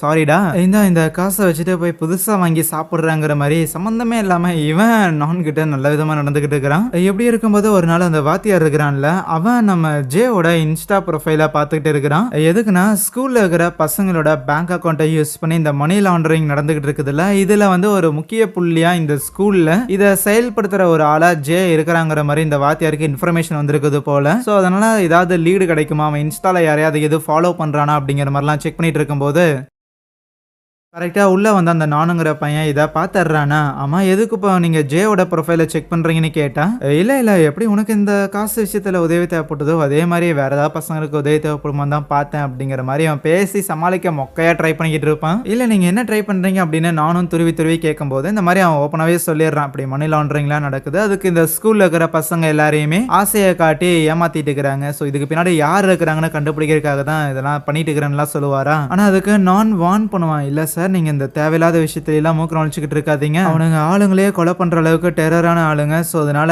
இதுல இருந்து நீங்க விலகி நிக்கிறது உங்களுக்கு நல்லதுன்னு சொல்லக்குள்ள அப்ப அந்த வார்த்தையாரும் அப்படியே அவன் க்ளோஸா வந்துட்டு, இல்லடா இந்த மாதிரி நான் பசங்களுக்கு உதவி பண்ணலான்னு நினைக்கிறேன், எப்படி உனக்கு உதவி பண்ணணும் அதே மாதிரின்னு சொல்லிட்டு அவன் நான் கிட்ட பிசிக்கலா இருக்கிறான். ஆனா எப்படி இருக்கும்போது நம்ம ஹீரோவும் அந்த சோடா புட்டியும் இருக்கிறாங்கல்ல, இவங்க 2 பேருமே அந்த வாத்தியாரை மீட் பண்றதுக்காக வந்திருப்பாங்க. உள்ள என்னடா சத்தம் கேக்குதுன்னு லைட்டா அவனுங்க கதவை நீக்கி பார்க்கும்போது அந்த நானும் இந்த வாத்தியாரும் பிசிக்கலா இருக்கிறதா பாத்துறாங்களா. இத பார்த்தோன்னே ஹீரோக்கு ஒரு மாதிரி வருத்தமா போயிடும். ஆனா அந்த வருத்தத்தை தாண்டியும் அவனுக்கு செம்ம காண்டாயிடுமா. ஆகையால் அங்க நடக்கிறது எல்லாத்தையுமே ரெக்கார்ட் பண்ணிட்டு அன்னைக்கு நைட்டே அதை அவன் இன்டர்நெட்ல அப்லோட் பண்ணலான்னு இருப்பான். ஆனா ஏதோ ஒரு ஓரத்துல மனசாட்சி தடுத்த காரணத்தினால அவன் அப்லோட் பண்ணாத மாதிரி தான் தெரியுது. ஆனா அடுத்த நாள் காலையில ஸ்கூல்ல இருக்கிற எல்லா பசங்களுமே போனும் கையுமா தான் சுத்திட்டு இருக்கிறாங்க, போனை பார்த்த விதமாவே இருக்கிறாங்க. ஏன்னா அந்த வீடியோங்கிறது இன்டர்நெட்ல அப்லோட் பண்ணப்பட்டிருந்திருக்குது. அதை பார்த்துட்டு நேரா ஸ்கூலுக்கே அந்த பார்க்கும் வந்துட்டான். இன்னைக்கு இவனுங்க 2 பேரையும் புலந்தர்றான் பாருந்தா நேரா அந்த வாத்தியாரோட ஆபீஸுக்கே போவானா. அங்க போய் பார்த்தா ஆல்ரெடி வீடியோ லீக் ஆனதை சொல்லி நான் அந்த வாத்தியாரை கட்டி பிடிச்சி ஃபீல் பண்ணிக்கிட்டு இருப்பானா. அவ்வளவுதான் போய் 2 பேரையும் பிரிச்சு விட்டு அந்த வாத்தியாரை போட்டு 4 அடி அடிச்சு என்னடே ஸ்கூல் பையனுக்கு பண்ற வேலையாடா இதுன்னு அவனை திட்டிட்டு நானையும் பார்த்து நம்ம 2 பேரும் உண்மையாலுமே லவ் பண்றோம் அப்படின்னு நினைச்சேன், ஆனா நீ இதை பண்ணுவேன்னு நான் எதிர்பார்க்கவே இல்லைன்னு நான் மேல பயங்கர கோவத்தோட அங்கிருந்து போக இருப்பான். நானுமே இல்ல என்ன மன்னிச்சிடு, இதுக்கு பின்னாடி ஒரு காரணம் இருக்கு, நான் வேணும்னே பண்ணல அப்படின்னு எவ்வளவோ சொல்றதுக்காக ட்ரை பண்ணுவானா? இந்த ஒரு செயலுக்கு பின்னாடி எவ்வளவுதான் இதை நியாயப்படுத்துற விதத்துல உங்ககிட்ட ஒரு காரணம் இருந்தாலுமே உன்னை நான் ஏத்துக்குவேன்னு நினைக்காத, உன்னை நான் மன்னிப்பேன்னு நினைக்காதன்னு பார்க் பயங்கர ஹார்ஷா திட்டி விட்டு போயிடுவான். இனிமேல் என் மூஞ்சிலே முழிக்காதங்கிற மாதிரி. அன்னைக்கு ஈவினிங் இந்த ஜேங்கிற பையன் இந்த கேங்ஸ்டரை போய் மீட் பண்ணிட்டு இந்த மாதிரி நான் கொடுக்க வேண்டிய காசு அப்படின்னு சொல்லி அதை செட்டில் பண்ற விதத்துல கொடுத்தா அந்த கேங்ஸ்டருக்கு சந்தேகம் வந்துடும். எப்படி ஒரு ஸ்கூல் படிக்கிற பையனுக்கு இவ்வளவு காசு வந்து ரொம்ப குறுகிய காலத்திலே கிடைச்சதுன்னு. ஒருவேளை அந்த நான் கீதை ஏதாவது போலீஸுக்கு கீழே கீது வேலை பார்க்கறானோ, இந்த ஒரு நெட்வொர்க்கை பிடிக்கிறதுக்காக நான கீதை அவங்க ரிலீஸ் பண்ணியிருப்பாங்களோ, இதுக்காக அவனை கீதை யூஸ் பண்றாங்களோ அப்படிங்கிற மாதிரியான சந்தேகம்லாம் வரும். ஆனா அவ்வளவுல சீன் இல்லாத்தால அவன் சும்மா யார்ட்டையாவது கடன் வாங்கி கொடுத்துருப்பான் அப்படின்னு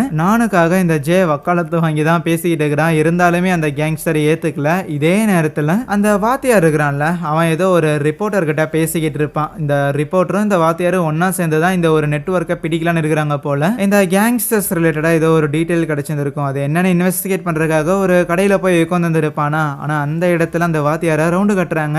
ஆஹா சுத்து போடுறானுங்களேன்னு புரிஞ்சுக்கிட்டா அந்த வாத்தியாரும் அங்கிருந்து எஸ்கேப் ஆக இருந்தா கரெக்டா ஒரு கார் அவனை இடிக்கிற மாதிரி வருது. இதே நேரத்துல நானோட வீட்லயுமே இந்த விஷயம் தெரிய வந்திருக்கும். ஆனா அவங்க பேரண்ட்ஸ் நானும் பெருசா எதுவும் சொல்லல. இந்த மேட்டர் வெளியே வந்துருச்சு. அதனால நானோட பேரண்ட்ஸ் வேலை செய்யற இடத்துல இருக்கிறவங்களுக்குலாம் மேட்டர் தெரிய வந்த காரணத்தால இவங்களை ரொம்ப அசிங்கமா பேசிட்டு இருப்பாங்க. அதனால வேற வேலைக்கு தான் போய் ஆகணும், வேற ஊருக்கு போய் ஆகணும் அப்படின்லாம் பேசிக்கிட்டு இருப்பாங்களா. நானோட அப்பா அப்படிதான் பேசிக்கிட்டு இருப்பாங்க. ஆனா நானோட அம்மா என்னன்னா, இல்ல அதெல்லாம் உங்க தப்பு தான், நீங்க தான் அவனை ஒழுங்கா வளர்க்கல, செல்லம் கொடுத்து கெடுத்துட்டீங்கிற மாதிரிலாம் ரெண்டு பேரும் மறுபடியும் ஆர்கியூ பண்ணிட்டு இருக்கும் போது நான் பயங்கரமா ஃப்ரஸ்ட்ரேட் ஆயிட்டு அந்த வாத்தியார் இருக்கிறான்ல அவனுக்கு ஒரு மெசேஜை போட்டு விடுவான். இந்த மாதிரி எவனோ ஒருத்தன் வெளியில இருந்து தான் இந்த வீடியோவை எடுத்துருக்கான், அதை யார் எடுத்தா நம்ம பார்த்து ஆகணும், நீங்க சிசிடிவி செக் பண்ணுங்க அப்படின்னு மெசேஜை போட்டுட்டு அந்த வாத்தியாரை மீட் பண்றதுக்காக வீட்டை விட்டு கிளம்புவானா. எங்கடா போறேன்னு வீட்டுல கேட்டாலுமே எங்கேயோ போயிட்டு போறேன் உங்களுக்கு என்ன அப்படின்னு பயங்கரமா சண்டை போட்டுட்டு நேரா ஸ்கூலுக்கு தான் வரான். வந்தா ஸ்கூல்ல வாத்தியார காணோம். சரி இந்த மேட்டரை பத்தி பார்க்கு கிட்டயாவது உதவி கேட்கலான்னு கால் பண்ணா பார்க் கால் எடுக்கல.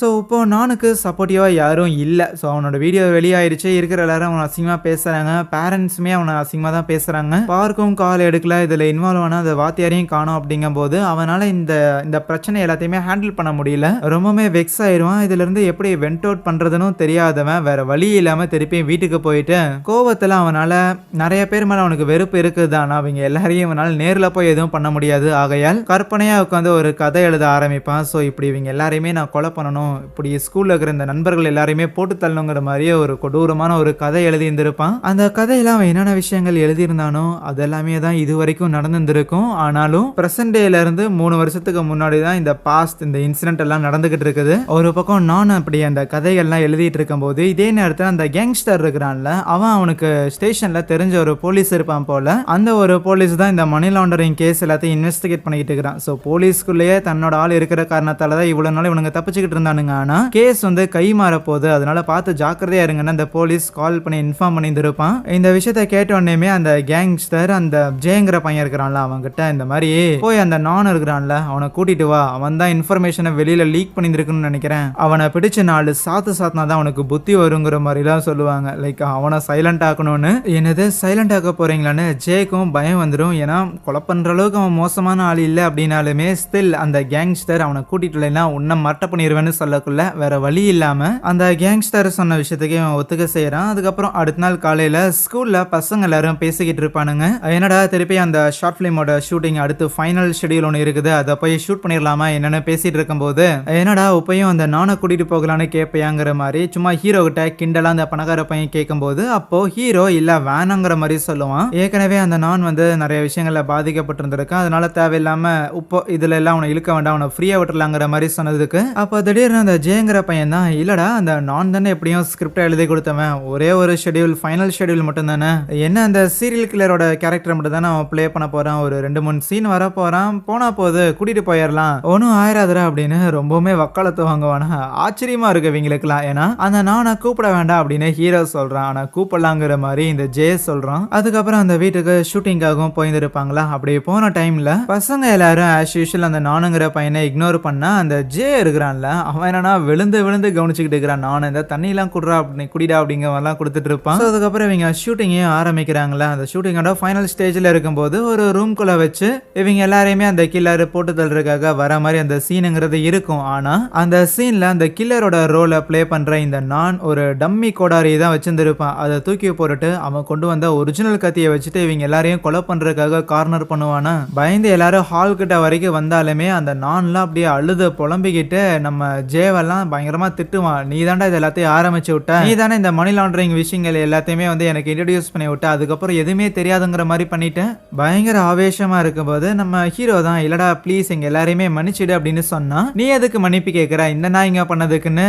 நம்ம நான் இன்னுமே ஹீரோ நல்லா வந்தான் அப்படின்னு நினைச்சிட்டு இருப்பானா. அப்போ ஹீரோ தான் இல்லடா அந்த வீடியோவை லீக் பண்ணது அப்படின்னு சொல்ல வரும்போது திடீர்னு நான் பார்த்து அதே இடத்துல மயக்கம் போட்டு கீழே விழுந்தாடுறான். ஏன்னாச்சுன்னா அந்த நான் மேன்ஷனுக்கு வரும்போது ஜே போய் அவனை தாங்குன்னு தாங்கி இருந்திருப்பான்ல, அவனுக்கு மயக்க மருந்துலாம் கலந்து கொடுத்து வந்திருப்பான். அந்த கேங்ஸ்டர் நானை கூட்டிட்டு வர சொன்ன காரணத்தால அவனை மயக்கம் போட வச்சு கூட்டிட்டு போகலாங்கிறது பிளான். ஆனா இந்த மேட்டர் மத்த பசங்களுக்கு தெரியாதுதான் போல. அந்த ஜெயங்கிற பையனும் சரி இனிமேல் இந்த பைத்தியக்காரனை நம்ம கூட சேர்த்துக்காம இருந்தாலே போதும் அப்படின்னு அந்த ஜே ஏதோ நம்ம நானை வந்து அங்கிருந்து கூட்டிட்டு போற விதமா தூக்கிட்டு அங்கிருந்து போயிருந்திருப்பான். கட் பண்ணா அன்னைக்கு நைட்டு நான் வீட்டுக்கு போயிருந்திருக்க மாட்டான். ஆகையால் கடைசியா இப்படி நான் வந்து தன்னோட ஃப்ரெண்ட்ஸை மீட் பண்ண போறதா தான் சொல்லிட்டு போனான்னு அவனோட பேரண்ட்ஸ் கம்ப்ளைண்ட் கொடுத்துருப்பாங்க. அதனால பசங்க எல்லாரையும் கூப்பிட்டு விசாரிச்சா பாபநாசம் படத்துல வர மாதிரி இருக்கிற எல்லாரும் சொல்லி வச்ச மாதிரியே இல்லையே, அவனை நாங்க பார்க்கவே இல்லையே, எங்க கூட அவன் வரவே இல்லையேன்னு சொல்லிடுவாங்க. போதாத குறைக்கு அந்த ஜே இருக்கிறான்ல, ஸோ அவன் இந்த மாதிரி வேணும்னா அந்த வாத்தியார் இருக்கிறாருல, ஸோ அவரு கூட இவன் ஓடி போயிருக்கிறதுக்கான வாய்ப்பு இருக்குதுங்கிற மாதிரிலாம் சொல்றான். 2 பேரோட வீடியோ வெளியில வந்துச்சுல.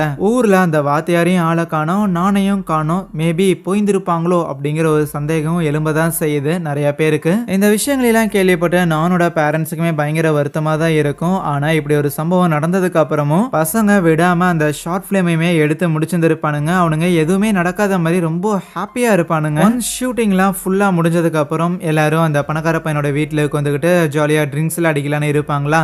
நம்ம ஹீரோ மட்டும் தனியா போய் ஒரு மாதிரி சோகமா உட்காந்துருக்க. அப்போ ஜே தான் ஹே என்ன ஓரமா போய் உட்காந்துக்கிட்டு இருக்கிற, வந்து இங்க வந்து உட்காந்து செலிப்ரேட் பண்றான்னு கேட்டதுக்கு இல்ல இந்த ஸ்கிரிப்ட்ல நானுமே இன்வால்வ் ஆயிருந்திருக்கான், அப்படி இருக்கும்போது இந்த செலிப்ரேஷன்ல அவனுமே இருந்திருக்கணுமே அப்படின்னு கேட்டதுக்கு அதான் அவன் ஓடி போயிட்டான்ல, ஃப்ரீயா விடுவியா இருக்கிற விஷயங்களை பாப்பையா அப்படின்னு அவன் ஹீரோவை சமாதானப்படுத்திடுறான். ஆனா அதுக்கப்புறம் அந்த ஜேங்கிற பையன் நேரா அந்த கேங்ஸ்டரை போய் மீட் பண்ணியிருந்திருப்பானா. அப்போ அந்த கேங்ஸ்டர் என்னன்னா ஜேவை கூப்பிட்டு வச்சுட்டு பயங்கர ஜாலியா ஒரு விஷயத்த சொல்லிக்கிட்டு இருப்பான். இப்போதைக்கு இந்த மணி லாண்டரிங் கேஸ் வந்து ரொம்ப பெருசா பேசிக்கிட்டு இருந்தாங்கல்ல, ஸோ இந்த கேங்ஸ்டரை ஆல்மோஸ்ட் பிடிக்கிற நிலைமையில தான் இருந்திருக்கான். ஆனா காணாம போன அந்த நான் அதுக்கப்புறம் அந்த வாத்தியார், ஸோ அவங்க 2 பேரோட அக்கௌண்ட்லயுமே வந்து இந்த மணி டிரான்சாக்ஷனுங்கிறது நடந்துருக்குதுல்ல. ஸோ வாத்தியாரோட அக்கௌண்ட்ல இருந்து இந்த நானுக்கு நிறைய காசுங்கிறது போயிருந்திருக்கு. அண்ட் நானோட அக்கௌண்ட்ல இருந்து இது வரைக்கும் ஏகப்பட்ட கிளைண்ட்ஸுக்கும் காசுங்கிறது போயிருந்திருக்கு. ஸோ இதெல்லாம் வச்சு பார்த்தா அந்த நானுங்கிற பையனுக்கும் அந்த வாத்தியாருக்கும் ஏதோ ஒரு லிங்க் இருக்கும் போல. ஸோ இந்த அஃபேரை தாண்டி அவங்க 2 பேருக்கும் இந்த மணி லாண்டரிங்லயும் லிங்க் இருக்கும். அதனால தான் அந்த விஷயம் வெளியே வரக்கு முன்னாடியே தலைமறைவா ஓடி போயிட்டாங்க அப்படிங்கிற மாதிரி வெளியில நியூஸ் ஸ்ப்ரெட் ஆகுதாமா. இந்த மாதிரியான ஒரு விஷயம் ஸ்ப்ரெட் ஆகிற காரணத்தால போலீஸோட ரேடார்ல இருந்து நான் தப்பிச்சிட்டேன்னா ஃப்ரீ ஆயிட்டேன்டா அப்படிங்கிற மாதிரி பயங்கர ஜாலியா சொல்லிக்கிட்டு இருப்பாரா. இவர் ஜாலியாக பேசுறது எல்லாத்தையுமே ஜேக்கு ஜாலியா இல்லை. அதுக்கு பதிலாக கேட்பான், ஆமா நானும் கொண்டு வந்து உங்ககிட்ட ஒப்படைச்சேன்ல, நீங்க அவனை என்ன பண்ணுனீங்கன்னு கேட்டதுக்கு என்ன பண்றதா, அந்த பையனால எனக்கு நிறைய இழப்புகள் ஏற்பட்டிருந்திருக்கு, அந்த இழப்புகள் எல்லாத்தையும் அவன் சம்பாரிச்சு கொடுத்தாகணும்ல, அதனால அவனோட நண்பனை நான் ரொம்ப பத்திரமா ஒரு வேலைக்காக அனுப்பி விட்டுருந்திருக்கேன், நீ எதை பத்தி கவலைப்பட வேண்டாங்கிற மாதிரி சொல்லுவான். பட் நானுக்கு என்னாச்சு ஏதாச்சு அப்படின்னு சொல்லி ஜேக்குமே தெரியாது. இந்த விஷயங்கள் எல்லாமே பார்க்குக்கும் தெரிய வந்திருக்கும். ஆனா நான் உண்மையாலே ஓடி போயிருப்பானாங்கிற ஒரு சந்தேகம் இருக்கதான் உனக்கு செய்யுது. அதனால ஏற்கனவே இந்த மணி லாண்டரிங் கேஸ்ல வேற நான் இன்வால்வ் ஆயிருந்தான்ல, சோ அதனால அந்த கேஸ்ல ஏதாவது ப்ராக்ரஸ் இருக்கா அப்படின்னு பார்க்க அவங்க அப்பா கிட்ட போய் கேட்டா அவங்க அப்பா இந்த ஒரு கேஸை வந்து விட சொல்லி மேல் இடத்துல இருந்து ப்ரெஷர் வருதுங்கிற மாதிரி சொல்லுவாப்ல. என்னப்பா ப்ரெஷர் வருதுன்னா அதுக்கெல்லாம் பயப்படுவீங்களா, உண்மை என்னங்கிறத கண்டுபிடிச்சு ஆகணும்ல, அதான உங்க வேலைலாம் கேட்டதுக்கு இந்த போலீஸ் சட்டையை போட்டா நீ சொல்ற மாதிரி நான் நியாயமா இருக்கணுங்கிறதுலாம் எனக்கு தெரியுதுதான், ஆனா இந்த போலீஸ் சட்டையை நான் போட்டதுக்கு காரணமே 4 காசு சம்பாதிக்கிறதுக்காக தான், நம்ம ஃபேமிலியை நல்ல விதமா பாத்துக்கிறதுக்காக தான், குடும்பத்தோட க்ளோஸ் பண்ணிடுவேன்னு மிரட்டினா நான் என்னையா பண்றது அப்படின்னு அவங்க அப்பா ஹோப்லெஸ்ஸா பேசியிருந்திருப்பாரா. அப்பாவோட இன்வெஸ்டிகேஷன்ல ஏதாவது மேட்டர் தெரிய வரும், அது மூலமா நானும் கண்டுபிடிச்சிடலாங்கிற மாதிரி நம்பிக்கையா இருந்திருப்பான் பார்க். ஆனா இப்ப அந்த நம்பிக்கை போயிருச்சு. ஒருவேளை நானும் யாராவது கடத்திருப்பாங்களா அப்படிங்கிற மாதிரிலாம் கூட இந்த பார்க்குக்கு சந்தேகம் வருமா இப்படி இருக்க. இன்னொரு பக்கம் இந்த பணக்கார பையன் அவனோட ஃப்ரெண்ட்ஸ்னு சொல்லி இவங்க எல்லாரும் அந்த ஷார்ட் பிலிம் லைக் ஒரு ஃபீச்சர் பிலிம் மாதிரி எடுத்துருப்பானுங்க. அவங்களோட ஃபேமிலி அண்ட் ஃப்ரெண்ட்ஸுக்கெல்லாம் கூப்பிட்டு போட்டு காட்டுவாங்களா. அந்த பணக்கார பையனோட அப்பா தான் பெரிய பணக்காரராச்சு, சும்மா படம் எடுக்க போறோம் அப்படின்னு சொன்னதே நியூஸ்ல அனௌன்ஸ் பண்ண ஒரு மனுஷன். ஆகையால் ஸ்கிரீனிங்காக ரிப்போர்ட்டர்ஸ் எல்லாம் கூப்பிட்டு வச்சு படம் பார்க்க வச்சிருந்திருப்பாங்க. படம் மேலே ரொம்ப அருமையா வந்திருக்கும் போல. கூடிய விரைவில் கண்டிப்பா இந்த படம் தியேட்டருக்கு வருங்கிற மாதிரில அவங்க என்ட்ரி கொடுத்துட்டு இருக்கும் போது இவனுங்க எல்லாரையுமே ஓரமா இருந்து நம்ம பார்க்கும் கவனிக்க செய்யறான். ஸோ சம்திங் ஏதோ பிளான் வச்சிருக்கான் போல பார்க்கு. இப்போ அப்படியே கட் பண்ணா இது வரைக்கும் நடந்த இந்த ஃப்ளாஷ்பேக் எல்லாத்தையுமே அந்த ஜேங்கிற பையன் இருக்கிறான்ல அவன் தான் நினைச்சு பார்த்துருப்பான். அந்த டாப்புங்கிறவனுமே இது எல்லாத்துக்கும் நீதான காரணம் அப்படிங்கிற மாதிரி ஜேவை ப்ளேம் பண்ணிக்கிட்டு ஜேவை கீழே தள்ளி விட்டு போட்டு மூஞ்சில குத்துன்னு குத்த ஆரம்பிக்கிறானா. சும்மா இருடா சண்டை போடாதரா அப்படின்னு அந்த சோடா புட்டியும் கையில கன் வச்சுக்கிட்டு அந்த டாப் மேல டார்கெட் பண்ணும்போது ஆத்தாடி எங்கேயாவது ஷூட் பண்ணிட போறான்னு பீட்டர் அந்த சோடா புட்டியை தடுக்க அதுவே ஜேவை காப்பாத்துறதுக்காக அந்த டாப்போட மண்டையில ஏதோ ஒன்று கையில கிடைக்கிறது அடிச்சு ஜேவை காப்பாத்துறானா. இதே நேரத்தில் ஹீரோவும் அந்த பார்க்குங்கிற பையனும் ஒரு இடத்துல மாட்டிருந்துருப்பானுங்களா. இன்னும் அங்கிருந்து வெளியில வர முடியல. ஸோ அதனால அங்கேயே உட்காந்துக்கிட்டு இருப்பானுங்களா. ஆனா அந்த சவப்போட்டியில இருந்து கீழே விழுந்ததுல ஹீரோவோட கை தான் டிஸ்லோகேட் ஆயிருக்கும். அவனுக்கு மட்டும் கை வலிச்சுக்கிட்டு இருக்குமா. பார்க்கு தான் ஓரளவுக்கு நம்ம ஹீரோவை அங்க இருக்கிற தண்ணி பாட்டில்லாம் எடுத்து கொடுத்து கொஞ்சம் நல்லா பாத்துக்கிறோம். இப்படி அவனுங்க 2 பேரும் இங்க என்னதான் நடக்குது அப்படின்னு ஒண்ணுமே புரியாம உட்காந்துருக்க அப்பதான் ஹீரோவுக்கு சடனா அந்த ஒரு வாத்தியார் இருக்கிறான்ல அவன் அந்த இடத்துல ரத்த கிளறியோட வந்து நிக்கிற மாதிரி எல்லாம் தெரியுது. சம்திங் ஏதோ ஒரு இல்யூஷன் மாதிரி ஹீரோவோட கண்ணுக்கு மட்டும் தான் தெரியுதான். பயங்கரமா பதறி போகும்போது ரேய் சுயநினைக்கு வாடான்னு இந்த பார்க் தான் ஹீரோவோட கண்ணத்திலே பொலையர்னு வச்சு ஹீரோவை சுயநினைக்கு வர வைக்கிறான். இப்போ அப்படியே பார்க்கோட சைட்ல இருந்து ஒரு ஃபிளாஷ்பேக் காட்டுறாங்க. அந்த வீடியோ லீக் ஆன அன்னைக்கு பார்க் நானோட ஸ்கூலுக்கு போய் சண்டை போட்டு வந்திருப்பான்ல. அதுக்கப்புறம் அன்னைக்கு நைட்டு நான் கூட கால் பண்ணியிருப்பான். பட் அதை எதுவுமே எடுக்காம அதுக்கப்புறம் அடுத்த நாள் காலையில கொஞ்சம் மனசு மாறினவனும் சரி அவனை ஏத்துக்கலினாலும் பரவாயில்ல ஆர் அட்லீஸ்ட் அவன் சைடு அவன் என்ன ரீசன் வச்சிருந்திருக்கான் அப்படின்னு அதை என்னன்னு கேட்கறதுக்காவது நானோட வீட்டுக்கு அவன் போயிருந்திருப்பானா. அவன் நேரா நானோட ரூமுக்கே போயிருவான். அங்க யாரும் இருக்க மாட்டாங்க. இருந்தாலும் டேபிள்ல நேற்று நைட்டு பயங்கர விரக்தியில அந்த நான் தன்னோட நண்பர்களாக இருந்த அந்த ஸ்கூல் ஃப்ரெண்ட்ஸ் எல்லாரையும் போட்டு தள்ளுங்கிற மாதிரி ஒரு கதை எழுதி வச்சிருந்திருப்பானா. ஆனா நானும் இந்த மாதிரி கதைகள்லாம் எழுதுவாங்கிற விஷயம் வந்து நம்ம பார்க்குக்கு ஏற்கனவே தெரியும். அதனால சரி இந்த மாதிரி ஸ்கூல்ல புள்ளி பண்ணக்கூடிய ஒரு நபர் வந்து ரிவெஞ்ச் வாங்குற விதமா ஏதோ ஒரு கதை எழுதியிருக்கான் போல அப்படிங்கிற மாதிரி தான் பார்க் முதல்ல அதை பார்க்கும்போது ரியாக்ட் பண்ணுவான். ஆனா அதுக்கப்புறம் ரூமுக்கு நானோட அம்மாவும் வந்திருப்பாங்களா. இந்த மாதிரி நான் எங்கெல்லாம் விசாரிச்சா அவன் வந்து இந்த மாதிரி ஃப்ரெண்ட்ஸ் கூட ஷூட்டிங் பண்றதுக்காக போயிருந்திருக்கான். ஏதோ ஷார்ட் ஃபிலிம்லாம் எடுக்கிறாங்களாமா. அந்த இடத்துல பெருசா சிக்னல்லாம் கிடைக்காதுன்னு கேள்விப்பட்டிருக்கேன். நீ வேணா வீட்டுக்கு போயிட்டு நாளைக்கு இல்லைன்னா கொஞ்ச நாள் கழிச்சு வாவேன் அப்படின்னு அவங்க சொல்லியிருந்திருப்பாங்க. அதுக்கப்புறம் சிறிது நாட்களுங்கிறது போகுது.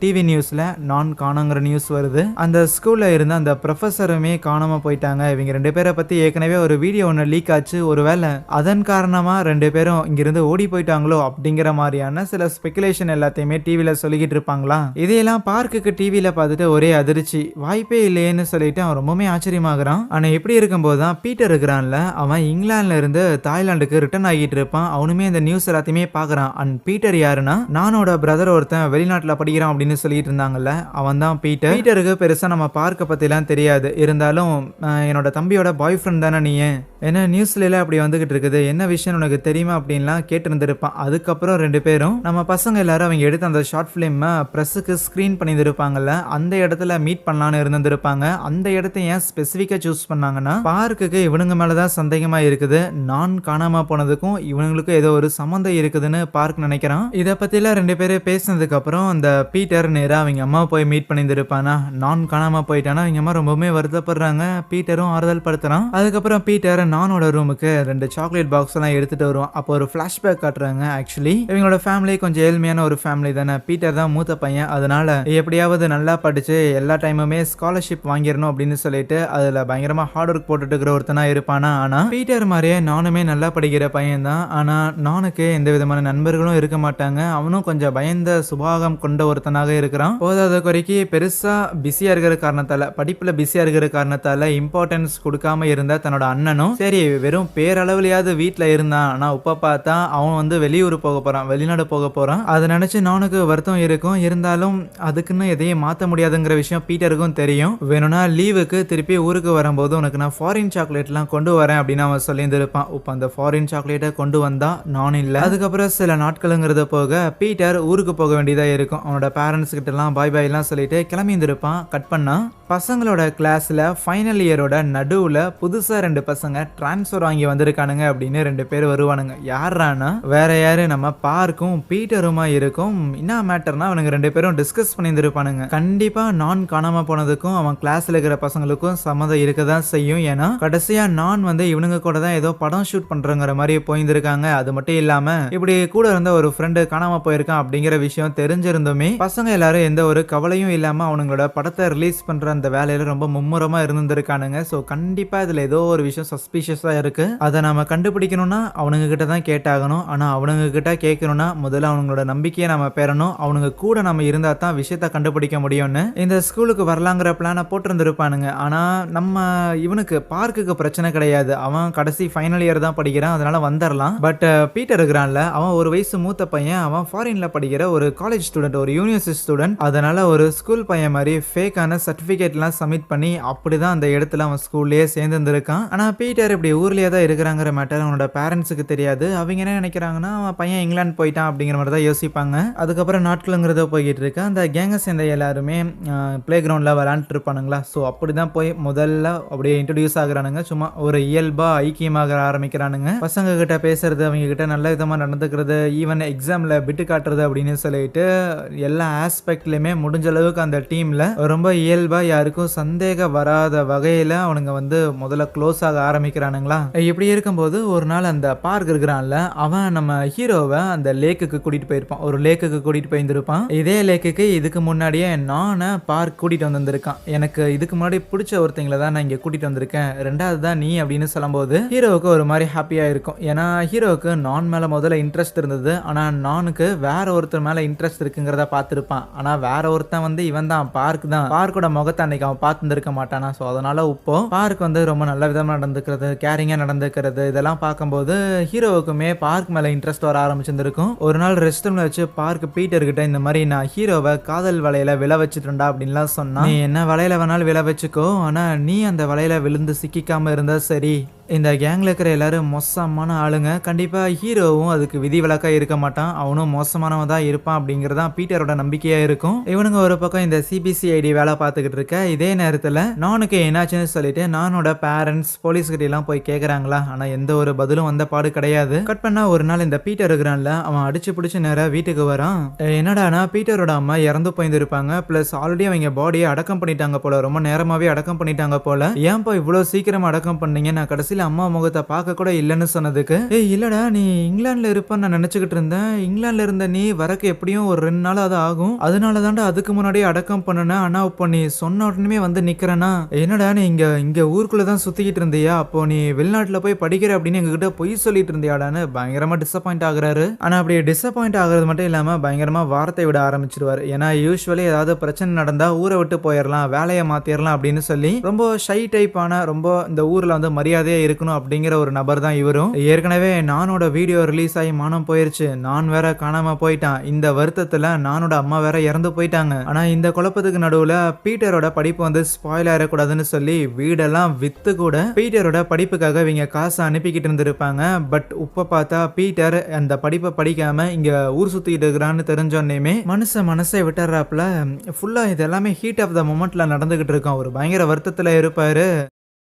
கொஞ்சம் கூட தெளிவா பொறுமையா உட்காந்து நிதானமா யோசிக்கிற அந்த ஒரு நிதானத்திலே அவர் இருக்க மாட்டார். ஏன்னா நடந்த விஷயங்கள்ல அப்படி. அதன் விளைவாக பீட்டரோட அப்பாவும் அந்த இடத்துல ஒரு தவறான முடிவு எடுக்கிறாரு, அவரும் இறந்து போறாரு. பீட்டருக்கு அது ஒரு பெரிய இடியா இருக்கும். தம்பியையும் காணோம், அம்மாவும் இறந்துட்டாங்க, அப்பாவும் இறந்துட்டாங்கன்னு சொல்லி அந்த வருத்தம் அவனை பயங்கரமா உலுக்கி இருந்திருக்கும். இந்த விஷயங்கள் எல்லாத்தையும் டெம்பரரியா மறக்கிறதுக்காக பீட்டர் சிகரெட் அடிச்சுக்கிட்டு இருப்பான்ல. ஸோ இப்போ அதுல சம்திங் ஏதோ கெமிக்கல்லாம் கலந்து இன்னும் ஏதோ போதை மாதிரி எடுத்துக்கிட்டு இருப்பான். சம்திங் ஏதோ மெடிசன் தான் படிச்சிருந்திருக்கான் போல. நல்ல வேலை அப்போ அங்க உள்ள வந்த பார்க் தான் ஓரளவுக்கு நம்ம பீட்டரை சமாதானப்படுத்துறான். ஆனா அதுக்கப்புறம் எப்படியே நாட்கள் போயிட்டு இருக்கும்போது ஒரு நாள் குரூப்ல ஹீரோ மெசேஜ் போட்டிருந்திருப்பான், இன்னும் கொஞ்ச நாள்ல நான் அப்ராடு போக போறேன்டான்னு. அண்ட் ஹீரோ இப்படி அப்ராடு போக போறான், இப்படியே விட்டா வேலைக்காகாது, விஷயத்த கண்டுபிடிச்சாகணும்னு இதை ஒரு சாக்கா யூஸ் பண்ணிக்கிட்டு தான் சரி நீ கிளம்புறதுக்கு முன்னாடி வேணும்னா ஒரு பார்ட்டி மாதிரி வைக்கலாமான்னு சொல்லி பிளான் போட்டிருந்திருப்பாங்க. ஆனா அந்த பார்ட்டியில எப்படி இவங்களோட வாயில இருந்து உண்மையை வர வைக்கிறதுன்னு யோசிச்சதுக்கு தான் நம்ம பீட்டர் ஒரு பிளானை போட்டிருந்திருப்பான். அவன் தான் இந்த போதை மருந்தை கிரியேட் பண்றதுல கொஞ்சம் எக்ஸ்பர்ட்டா இருக்கிறான்ல. ஸோ அதில் அவன் ஒரு விதமான ஒரு ட்ரக்கை ஒன்று உருவாக்கி இருந்திருப்பான். அந்த ஒரு ட்ரக்கை ஒரு சிகரெட் மாதிரி உருவாக்கிக்கிட்டு இதை எவன்லாம் சுவாசிக்கிறானோ அவனுக்கு எல்லாத்துக்கும் அவனோட ஆள் மனசுல ஒரு பயங்கிறது இருக்கும்ல, நம்ம ஒரு தவறு பண்ணிட்டோம் அப்படிங்கிற அந்த பயங்கிறது இருக்கும்ல, அந்த ஒரு பயத்தை வெளிக்கொண்டு வர ஒரு விஷயமா இந்த ட்ரக் அமையும்னு இப்படிதான் பிளான் போட்டிருந்திருப்பானுங்க. ஆனா இந்த பிளான் எல்லாத்தையுமே போட்டது வந்து இவன் தான், பீட்டர் தான் போட்டிருந்திருப்பான். ஆனா ட்ரக்கு இது கலந்து கொடுத்தா ஆளோட உசுருக்கு இது ஏதாவது ஆபத்து வந்துருமான்னு நம்ம பார்க் கேட்கும் போது இல்ல அப்படிலாம் எதுவும் ஆகாது முடியாதுன்னு பீட்டர் சொல்லியிருந்திருப்பானா. அதுக்கப்புறம் தான் ஒன்ஸ் இந்த மேன்ஷனுக்கு வந்ததுக்கு அப்புறம் எங்கேயாவது சிகரெட் பிடிக்க மாட்டேன் அப்படின்னு சொல்லிட்டானுங்க. என்ன பண்றதுன்னு இருக்கிற ட்ரிங்க்ஸ் எல்லாத்துலயுமே கலந்து விட்டு இருந்திருப்பானுங்க. இதை பேசிக்கா இவ்வளவு நேரமா அந்த பார்க் என்ன நினைச்சுக்கிட்டு இருப்பானா, ஓகே இந்த ஒரு ட்ரக் எல்லாம் எடுத்துக்கிறது மூலமா நானுக்கு என்னாச்சுங்கிற மேட்டரை பசங்க உளறிடுவானுங்க அப்படிங்கறதான் பார்க்கோட ஐடியா. ஆனா பீட்டர் வேற ஒண்ணு வச்சிருந்திருக்கான். இவனுங்களை எல்லாம் விடக்கூடாது அப்படிங்கிற ஒரு பிளான் போட்டிருந்திருப்பான். அந்த வகையில முத நாள் இவனுங்க வந்த நைட் அன்னைக்கு அந்த பணக்கார பையன் காட்டுக்குள்ள ஏதோ ஒரு உருவம் தெரியுதுன்னு அந்த ட்ரக்கோட எஃபெக்டால அந்த உருவத்தை ஃபாலோ பண்ணிட்டு காட்டுக்குள்ள வந்திருப்பானா. ஆனால் அப்படி வந்தவன அந்த பீட்டர் தான் பயமுறுத்தி அங்கே இருக்கிற அந்த மரத்தோட கொம்பில் குத்துற மாதிரி பண்ணியிருந்திருப்பான். ஆனால் பீட்டரை பயமுறுத்தும் போதே நான் பயமுறுத்துற மாதிரி தான் அந்த பணக்கார பையனுக்கு இருந்திருக்கும். ஈவன் ஜேவும் டாப்பும் கூட ஒரு தடவை வண்டி ஆட்டையை போட்டு அங்கேருந்து கிளம்பலான்னு இருந்திருப்பானுங்கல்ல. ஆனால் அப்போ திடீர்னு அங்கே ஏதோ ஒரு உருவத்தை பார்த்துட்டு வண்டியை கீழே போட்டிருப்பாங்க. கீழே போட்டதில் இவனுங்க ஃபாலோ பண்ணிட்டு பின்னாடியே வந்த பீட்டர் அந்த டாப்போட மண்டையிலே வச்சு அடிச்சுட்டு அதுக்கப்புறம் அவனையும் அந்த வண்டியையும் நேராக அந்த காட்டுக்குள்ளே அந்த கைவிடப்பட்ட மாதிரியான வீடு இருந்துச்சுல அங்கே கூட்டிகிட்டு போயிட்டு இந்த டாப்பு சம்திங் எதையோ கலந்தெல்லாம் கொடுத்து அவனை மொத்தமா அப்படியே போதையிலே இருக்க வைக்கும் போது அவனோட காதுல வேதம் ஓதுற மாதிரி சொல்லியிருப்பான். இதோ பாரு, நான் உன்னை கொலை பண்ண மாட்டான், நான் கிட்ட இருந்து உன்னை நான் காப்பாத்துறேன். ஆனா அதுக்கு பதிலா நீ நானை யார் யாரெல்லாம் காயப்படுத்தினாங்களோ அவங்களெல்லாம் போய் போட்டு தள்ளணும்னு சுயநினைவே இல்லாம ஃபுல் போதையில இருக்கிற ஒருத்தனோட மைண்ட்ல இந்த ஒரு மேட்டரை மட்டும் ரெஜிஸ்டர் பண்ணி விட்டு இருந்திருப்பான். அதுக்கப்புறம் தான் அந்த டாப்புக்கு அந்த ட்ரெஸ் எல்லாம் போட்டு விட்டு கரெக்டா ஃபாலோ பண்ணிட்டு வந்தா நம்ம பசங்க கூட சண்டை எல்லாம் கூட போட்டு இருந்திருப்பான்ல.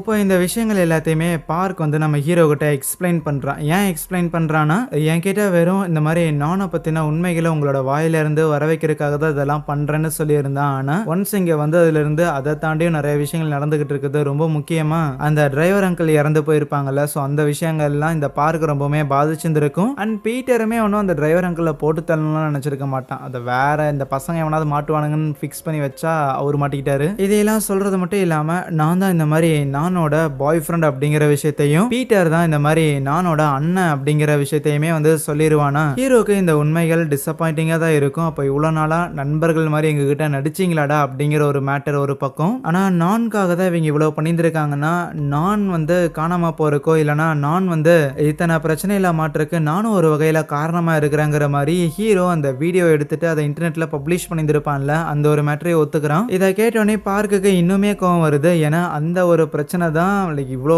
பெரிய பிரச்சனைக்கு ஒரு பெரிய ஒரு ஆணி வேறு மாதிரி இருந்தது. நீதான் அதை பண்ணனையாடான்னு பார்க்குக்கு பயங்கர டிசப்பாயின்மெண்ட். ஆனா இனிமேல் என்ன பண்றது, ஹீரோ வேற தான் பண்ண அந்த ஒரு செயலுக்காக மன்னிப்பும் கேட்டுருவான். சரி இன்னும் இங்கேயே இருக்க வேண்டாம், முதல்ல போய் நம்ம மற்ற ஃப்ரெண்ட்ஸையும் ஏதாவது ஆகிறதுக்கு முன்னாடி காப்பாற்றணும்னு அங்க ஒரு கோடாரி ஒன்று இருக்கும். அதை எடுத்துட்டு கதவை உடைச்சிட்டு வெளியில கிளம்புறாங்க. கொஞ்ச நேரத்துல டைரக்டா வீட்டுக்கு வந்துருவாங்களா. அங்க பார்த்தா ஒரு பெரிய கலவரங்கிறது ஏற்கனவே நடந்திருக்கும். இந்த ஜே இருக்கிறான்ல, அவன் ஒரு கன் எடுத்துக்கிட்டு அந்த சோடா ஊட்டி வேற போதையில இருக்கிறானா, ஸோ அவனை கார்னர் பண்ணிட்டு எந்திரிச்சா ஷூட் பண்ணிடுவாங்கிற மாதிரி மிரட்டிக்கிட்டு இருப்பான். அதுவே பேய் மாதிரி ரியாக்ட் பண்ணிக்கிட்டு இருந்தா அந்த டாப்புங்கிற பையன் இருக்கிறான்ல, அவனை ஒரு கயிறை போட்டு கட்டி வச்சிருந்திருப்பாங்க. ஹீரோவும் பார்க்கும் உள்ள வந்திருப்பாங்கல்ல. ஸோ உள்ள வந்த உடனேயுமே நம்ம ஹீரோ நேரடியா அந்த பீட்டரை பார்த்து உண்மையா சொல்றான், இங்க நடக்கிற எல்லா சம்பவங்களுக்கும் நீ தானே காரணம், உண்மையை ஒத்துக்கடா அப்படின்னு கேட்டதுக்கு முதல்ல பீட்டர் ஹீரோட பேச்சை கண்டுக்காம அந்த டிராமாவை கன்டினியூ பண்ணலாம் தான் இருப்பான். ஆனா பார்க் தான் இல்லடா பீட்டர் எல்லா உண்மையும் சொல்லிட்டாங்க போது என்னடா உண்மை என்னடா பேசிட்டு இருக்கிறீங்கன்னு அந்த ஜேங்கிற பையனுக்கு ஒண்ணுமே புரியாதா. ஆனா இப்படி அந்த ஜே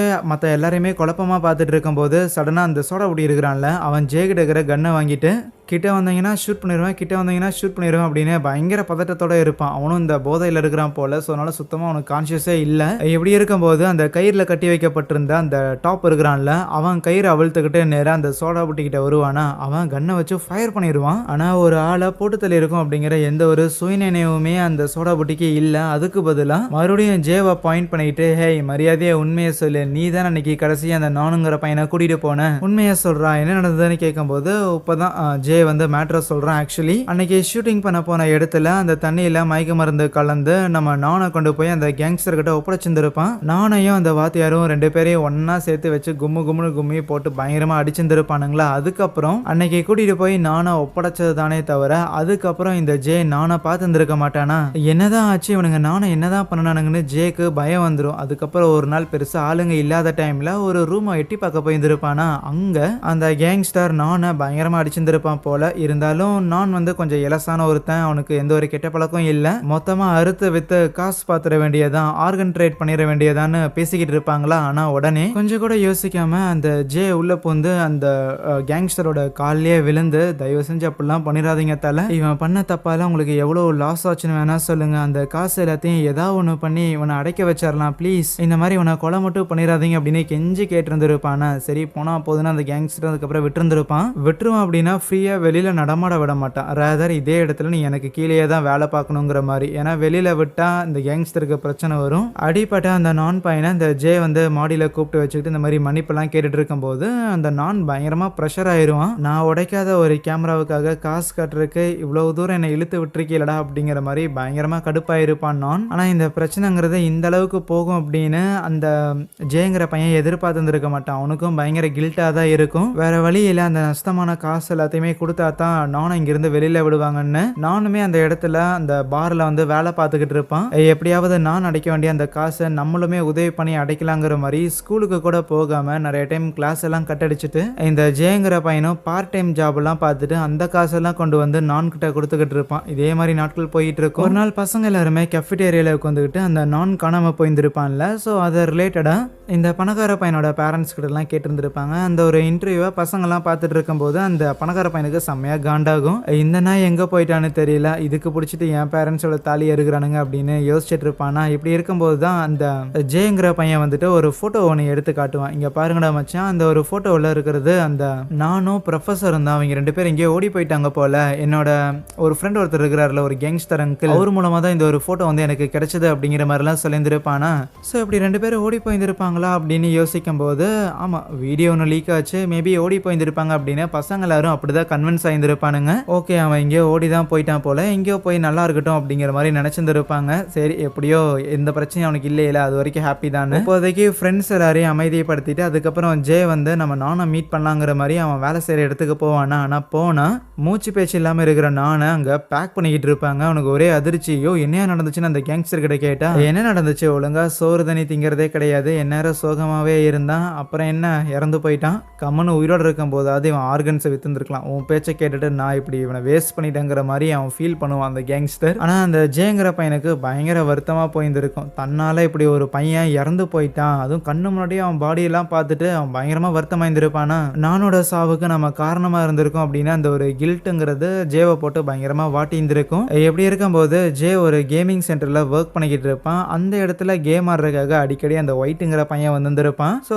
ஜே எப்பவுமே மூட் அவுட்டா இருக்கிறத பார்த்துட்டு தான் அப்படியே ஒயிட் வந்து ஜே கிட்ட பேசி பழக ஆரம்பிச்சு இப்படிதான் இவங்க ரெண்டு பேருக்குள்ள ஒரு ட்ராக் ஒன்று வந்திருக்கும். நான் இறந்து போனதுக்கு அப்புறம் அந்த கில்ட்ல இருந்திருப்பான்ல, லைஃப்ல எதுவுமே இல்லைங்கிற மாதிரி ரொம்ப சின்ன பையனா தானே இருப்பான். ஸோ அதனாலேயே பெருசா ஜேவோட வீட்லயுமே சப்போர்ட்டுக்குலாம் யாரும் இருக்க மாட்டாங்க. அவங்க அப்பா வந்து கொஞ்சம் மென்டலி இல்லா இருப்பாரு. ஸோ அதனாலேயே நண்பர்கள் கூடயும் பெருசா சேராம தனியா இருந்த ஜேக்கு இந்த ஒயிட்டோட அன்புங்கிறது ரொம்ப பெருசா இருந்திருக்கும். அப்படிதான் அவங்க ரிலேஷன்ஷிப் ஸ்டார்ட் ஆயிருந்திருக்கும். இந்த விஷயத்த எல்லாத்தையுமே ஜே ஓப்பனா சொல்லும் போது, அப்படின்னா ஒருத்தர் இறந்து போறதுக்கு நீ காரணமா இருந்திருக்கியாடா அப்படின்னு அந்த ஒயிட்டுக்குலாம் ரொம்ப வருத்தமாயிருது. தேம்பி தேம்பி அழுதுகிட்டு இருப்பான். இந்த கேப்ல அந்த பார்க்கு சோடா போட்டுக்கிட்டு இருந்து கன்னை வாங்கிட்டு நம்ம ஜே இருக்கிறான்ல அவனை டார்கெட் பண்ணுவான். ஏன்னா இப்போ ஜே உண்மையெல்லாம் சொன்ன போது நான் இறந்து போனதுக்கு பெரிய காரணம் அப்படிங்கிறது இந்த ஜே தான். ஸோ அதனால பயங்கர கோவத்துல அவன் மேல கன்னை பாயிண்ட் பண்ணிக்கிட்டு இருப்பானா. பீட்டருக்குமே இதுதான் வேணும், கமான் கமான் அவனை போட்டு தள்ளு அப்படின்னு கத்திக்கிட்டே இருந்தா, இல்ல பார்க் அதை பண்ணல, இங்க பாரு அவனுங்க எல்லா உண்மையும் வெளியில சொல்லிட்டானுங்க, இது மட்டும்தான் நம்மளோட நோக்கம், கொல்றது அது என்னைக்கும் ஒரு சரியான ஒரு விஷயமே அமையாதுன்னு சொல்லும் போது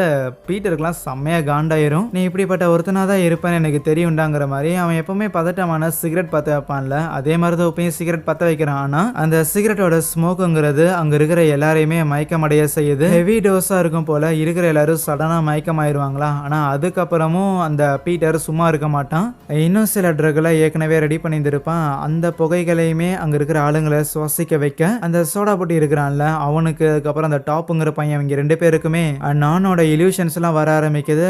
ரெண்டு பேரும் அந்த இல்யூஷன்ல மாறி மாறி ரெண்டு பேரும் சண்டை போட்டுக்கிட்டு மாடியில இருந்து கீழே விழுந்து இறந்து போறானுங்க. அதுவே அந்த ஒயிட்டுங்கிற பையனுக்கும் அதுக்கப்புறம் இந்த ஜேக்குமே சம்திங் ஏதோ இல்யூஷன் மாதிரி வருமா. ஆனா அந்த இல்யூஷனோட விளைவாக நம்ம ஜே வந்து ஒயிட்ட கத்தியால குத்திடுறான். அதுவே ஹீரோக்கும் சில இல்யூஷன்ஸ் எல்லாம் வந்துகிட்டு இருக்கும். ஈவன் அந்த பார்க் அப்படின்னு ஒரு பையன் இருந்தான்ல அவனுக்குமே இல்யூஷன்லாம் வருமா. ஸோ பார்க்கோட இல்யூஷன்ல நம்ம நான் இருக்கிறான்ல அவன் தொடர்ந்து சாகிற மாதிரி இருக்கும். தொடர்ந்து நான் வந்து சூசைட் பண்ற மாதிரியே நிறைய இல்யூஷன் இல்யூஷன்ஸ் வந்துகிட்டே இருக்க பார்க் அதை நம்ப மாட்டான். இல்ல நான் வந்து சூசைட் பண்ற ஒரு ஆள்லாம் கிடையாதுன்னு சொல்லி அதை நம்பாம இருக்கிற காரணத்தால அந்த ஒரு போதையில இருந்து பார்க் தெளிவான உடனேயுமே அந்த பீட்டர் இருக்கிறான்ல அவனை அடிச்சு அந்த மெடிசனை இப்போ அவனையே சுவாசிக்க வச்சிடறான். பீட்டரை சுவாசிக்க வச்சிடறான். அந்த ஒரு ட்ரக்கால பாதிக்கப்பட்டிருந்திருக்க ஹீரோக்கும் பார்க் வந்து உதவி பண்ணிக்கிட்டு இருக்க. ஆல்ரெடி அந்த ஒரு ஸ்மோக்கை சுவாசிச்ச காரணத்தால பீட்டருக்குமே இல்யூஷன்ஸ்லாம் வருது. ஆனா பீட்டரோட இல்யூஷன்ல அவனோட தம்பி வந்து என்னோட சாவுக்காக நீ பழி வாங்கலையா, எல்லாத்தையும் சரியா தானே பண்ணிக்கிட்டு இருந்தா, ஏன் அதை தொடர்ந்து பண்ணலையா அப்படின்னு கேட்குற மாதிரி இருக்கும். உடனே பீட்டர் நானோட இறப்புக்கு ஜே தான் காரணம் அப்படின்னு ஜேவோட கழுத்தை பிடிச்சு நெரிக்க ஆரம்பிக்கிறானா. ஆனா அப்ப பார்க் பீட்டரை எவ்வளவோ தடுக்கிறதுக்காக முயற்சி பண்ணாலுமே தடுக்க முடியல. அந்த பீட்டர் எப்படியாவது நான் இருக்கிற எல்லாரையும் கொலை பண்ணுவேன், என் தம்பியோட சாவுக்கு பழி வாங்குவங்கிற மாதிரி பிஹேவ் பண்ண வேற வழி இல்லாம அந்த ஜேவை காப்பாத்துறதுக்காக கன்னை எடுத்து பார்க் பீட்டரை ஷூட் பண்ணிடுறான். ஷூட் பண்ண கையோட ஹீரோவையும் அந்த ஜேவையும் காப்பாத்திட்டு பார்க் அங்கிருந்து வெளியில வந்துருவான். ஸோ இப்போதைக்கு இந்த இடத்துல இருந்து அந்த பார்க்கு நம்ம ஹீரோ அதுக்கப்புறம் ஜே அப்படின்னு சொல்லி இவங்க 3 பேர் தான் தப்பிச்சிருந்துருக்காங்க. ஆனால் புல்லட் அடி வாங்கியிருந்துமே கொஞ்சோண்டு உயிருங்கிறது பீட்டருக்கு இருக்கும். அப்போது பீட்டருக்கு இன்னும் பயங்கரமாக கில்ட் ஆயிரும். அவனோட தம்பியை காப்பாற்ற முடியல, பேரண்ட்ஸ் இறந்து போயிட்டாங்க அப்படிங்கிறது ஒரு பக்கம். இப்போ இந்த ஒரு பிரச்சனையில் அப்பாவிகளான அந்த ஒயிட்டும் அதுக்கப்புறம் அந்த டிரைவர் அங்குளே இறந்து போயிருந்துருக்காங்கல்ல. ஸோ அந்த ஒரு விஷயம் வந்து அவனை பாதிப்படைய வைக்கும். அதுக்கப்புறம் அவனும் அதே இடத்துல இறந்து போகிறான். கட் பண்ண ஒரு 2 வருஷம் கழிச்சு ஹீரோ ஃபாரின் போய் படிப்பெல்லாம் முடிச்சுட்டு திருப்பி ஊருக்கு வந்துகிட்டு இருப்பான். அதுவே நம்ம பார்க் இருக்கிறான்ல அவன் ஏதோ ஆக்டிங் ஃபீல்டில் இருக்கிறான் போல, மீட் பண்ணலாங்கிற மாதிரிலாம் அவனுங்க பேசிக்கிட்டு இருப்பானுங்க. ஸோ இவனுங்க 2 பேரும் நல்லா தான் லைஃப்ல முன்னேறி இருந்திருக்கானுங்க. ஆனால் ஜேயோட வாழ்க்கைங்கிறது கம்ப்ளீட்டா தலைகீழாக மாறி இருந்திருக்கும். ஏன்னா அவனுக்கு ஒரே ஒரு ஆதரவா இருந்தது அந்த ஒயிட் மட்டும்தான். இப்போ அவனும் இறந்து போயிட்டான், அதுவும் தான் கையாலே இறந்து போயிட்டாங்கிற விஷயம் அவனை ரொம்பவுமே மென்டலி பாதிப்படைய வச்சிருந்திருக்கும். வீட்டை விட்டு கூட வெளியிலேயே வரமாட்டாம இருந்திருப்பான். அதுவே ஹீரோவும் பார்க்க அவனுங்க யூஸ்வலா மீட் பண்ணக்கூடிய அந்த லேக்கு கிட்ட போயிருந்திருப்பாங்களா. அப்போ திடீர்னு பார்க்கு அந்த இடத்துல நான் நடந்து போற மாதிரி இருக்கும். நானை பார்த்துக்கிட்டே பார்க் நேரா தண்ணிக்குள்ள இறங்குற மாதிரி இருக்க ஹீரோ தான் தடுக்கிறான். என்னடா சுயநினைவே இல்லாம பிஹேவ் பண்றேன்னு கேட்டதுக்கு அப்ப பார்க் ஒரு கேள்வி ஒன்று கேட்கிறான். ஆமா உனக்கு ஞாபகம் இருக்குதா, நம்ம ஆக்சுவலி அந்த ஒரு வீட்டுல என்னென்ன நடந்துச்சுன்னு சொல்லி அந்த இன்சிடென்ட் எல்லாமே ஞாபகம் இருக்கு. ஆனா அங்கிருந்து எப்படி நம்ம வெளியில வந்தோங்கிற விஷயம் ஞாபகம் இல்ல. போதாத குறைக்கு அந்த மேன்ஷன்ல 6 பேர் இறந்து போயிருந்திருக்காங்க. 6 பேர் இறந்து போயிருந்தும் அந்த விஷயம் எதுவுமே வெளியில வரல. ஒருவேளை நாமளும் இன்னும் அந்த ஒரு வீட்ல இருந்து வெளியில வரலையோ, நாமளும் இன்னும் அதே இடத்துல தான் அடைஞ்சிருந்திருக்கோமோ அப்படிங்கிற மாதிரி எல்லாம் சொல்லுவானா. ஹீரோக்கும் இருக்குமோ அப்படிங்கிற ஒரு டவுட் வரும்போது 2 பேரோட கண்ணுக்கும் அந்த இடத்துல அந்த வீடு இருக்கிற மாதிரி தெரிய அங்கே இந்த ஒரு சீரீஸையும் முடிக்கிறாங்க. கடைசி நேரத்தில் 2 பேர் ஏதோ ஒரு மென்டல் இன்ஸ்டிடியூஷனில் இருக்கிறாங்கிற மாதிரி காமிச்சிருந்தா நல்லா இருந்திருக்கும். எனிவேஸ் ஒரு ஓப்பன் எண்டிங் மாதிரி கொடுத்துட்டானுங்க. மக்களே கண்டிப்பாக இந்த சீரிஸ் இன்ட்ரெஸ்டிங்காக இருந்திருக்கும்னு நினைக்கிறேன். பிடிச்சிருந்துச்சுன்னா மறக்காம இந்த வீடியோக்கு ஒரு லைக் கொடுத்துட்டு இதே மாதிரி இன்னும் நிறைய இன்ட்ரெஸ்டிங்கான கதைகளை தொடர்ந்து பார்க்கறதுக்காக சேனலையுமே சப்ஸ்கிரைப் பண்ணி வச்சுக்கோங்க. So yeah, thank you.